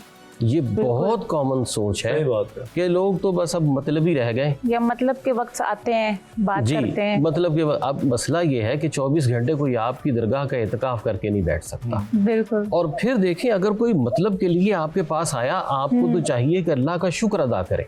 सुभान अल्लाह। बिल्कुल। कि देखिए, कोई भी शख्स आम के पेड़ के पास सदा नहीं जाता, जब उस पे फल आता है तभी जाता है। सुभान अल्लाह। वाकई में अब आप पर फल आया है तो कोई आया है, अल्लाह ने तौफीक दी है तो कोई आया है ना। क्या बात है, बहुत खूबसूरत बात हो रही है। और मुझे पता नहीं, ऐसा लग रहा है कि अभी अधूरी है, लेकिन टाइम जो है वो ख़त्म होने जा रहा है। तो मुफ्ती साहब एक दुआ करा दें ताकि फिर हम दुआ के बाद जो है अपने नाज़रीन से इजाज़त। अल्लाहुम्मा सल्लि व सल्लिम व बारिक अला सय्यिदिना व शफ़ीना मौलाना मुहम्मद व बारिक व सल्लिम व सल्लि अलैहि रब्बना तक़ब्बल मिन्ना इन्नका अंतस समीउल अलीम व तुब अलैना या मौलाना इन्नका अंतत तव्वाबुर रहीम रब्बना ज़लमना अनफुसना व इल्लम तग़फिर लना व तरहमना लनकूनन्ना मिनल खासिरीन। इलाही हमारी रमज़ानुल मुबारक की इबादत को अपनी बारगाह में कबूल व मंजूर फरमा। आमीन। इलाही अशराए रहमत की रहमत, अशराए मग़फ़िरत से मग़फ़िरत और जहन्नम की आज़ादी के अशरे से इलाही हमें जहन्नम की आज़ादी अता फरमा। आमीन। रमज़ानुल मुबारक में जितनी भी इबादत की हैं इलाही उन पर हमें इस्तिक़ामत अता फरमा। आमीन। रमज़ान के बाद भी हमें आमाल सालिहा पर इलाही इस्तिक़ामत अता फरमा। आमीन। जो मुसलमान परेशान हाल हैं इलाही तमाम की परेशानियों को दूर फरमा। आमीन। जो बीमार हैं इलाही तमाम की बीमारियों को दूर फरमा। आमीन। जो मुआशी परेशानियों में मुब्तला हैं इलाही तमाम की मुआशी परेशानियों को दूर फरमा। आमीन। इलाही रिज़्क़ हलाल में तमाम की बरकत अता फरमा। आमीन। इलाही जहाँ कहीं मुसलमान कुफ़ार के पुंजा इस्तिबदाद में है इलाही उनको आज़ादी व खलासी अता फरमा। आमीन। फ़लस्तीन, बर्मा, कश्मीर के मुसलमानों के अहवाल पर इलाही करम फरमा। आमीन। इलाही मुल्क पाकिस्तान पर अपनी ख़ास रहमतों का नुज़ूल फरमा। आमीन। इलाही मुल्क पाकिस्तान को अंदरूनी बैरूनी सलामती अता फरमा। आमीन। इलाही मुल्क पाकिस्तान की मईशत को इस्तेहकाम अता फरमा। आमीन। इलाही गरीबों पर ख़ास नज़र रहमत फरमा। आमीन। इलाही उन्हें महंगाई के तूफ़ान से निजात अता फरमा। आमीन। नबी करीम सल्लल्लाहु अलैहि वसल्लम की जमी उम्मत के अहवाल पर इलाही ख़ास नज़र रहमत फरमा। व सल्लल्लाहु तआला अला हबीबिही सय्यिदिना व शफ़ीना व मौलाना मुहम्मद व अला आलिहि व सहबिहि अजमईन बिरहमतिका या अरहमर राहिमीन। बहुत बहुत शुक्रिया मुफ्ती साहब। जज़ाकल्लाह। तो जनाब आज हमने जो बात की वो बात की मग़फ़िरत के अशरे की, अल्लाह ताला से अपने लिए माफ़ी मांगें। लेकिन मैं कुछ बात यहाँ पे ये ऐड करूँगा कि जहाँ पे आप अल्लाह ताला से अपने माफ़ी की तलबगार हैं, कोशिश करें कि अगर आपके अतराफ़ में आपसे लोगों की गलती हुई हुई है तो आप उनको भी माफ़ कर दें, दरगुज़र कर दें। अपने दिल में उनके लिए कोई ऐसी बात ना रखें कि जिससे नाराज़गी जो है वो कायम रहे। जब हम अपने लोगों को माफ़ करेंगे, अपने अतराफ़ के लोगों के लिए दिल खोलेंगे तो बिलाशुबा अल्लाह ताला जो है वो हमारे लिए तमाम रास्ते खोलेगा। इसी कोड के साथ मैं इजाज़त मांगता हूँ। मुझे और अमारा को इजाज़त दीजिए। इंशाअल्लाह ताला कल एक नए टॉपिक के साथ, नए गेस्ट के साथ दोबारा हाज़िर होंगे। देखते रहिए आन रमज़ान।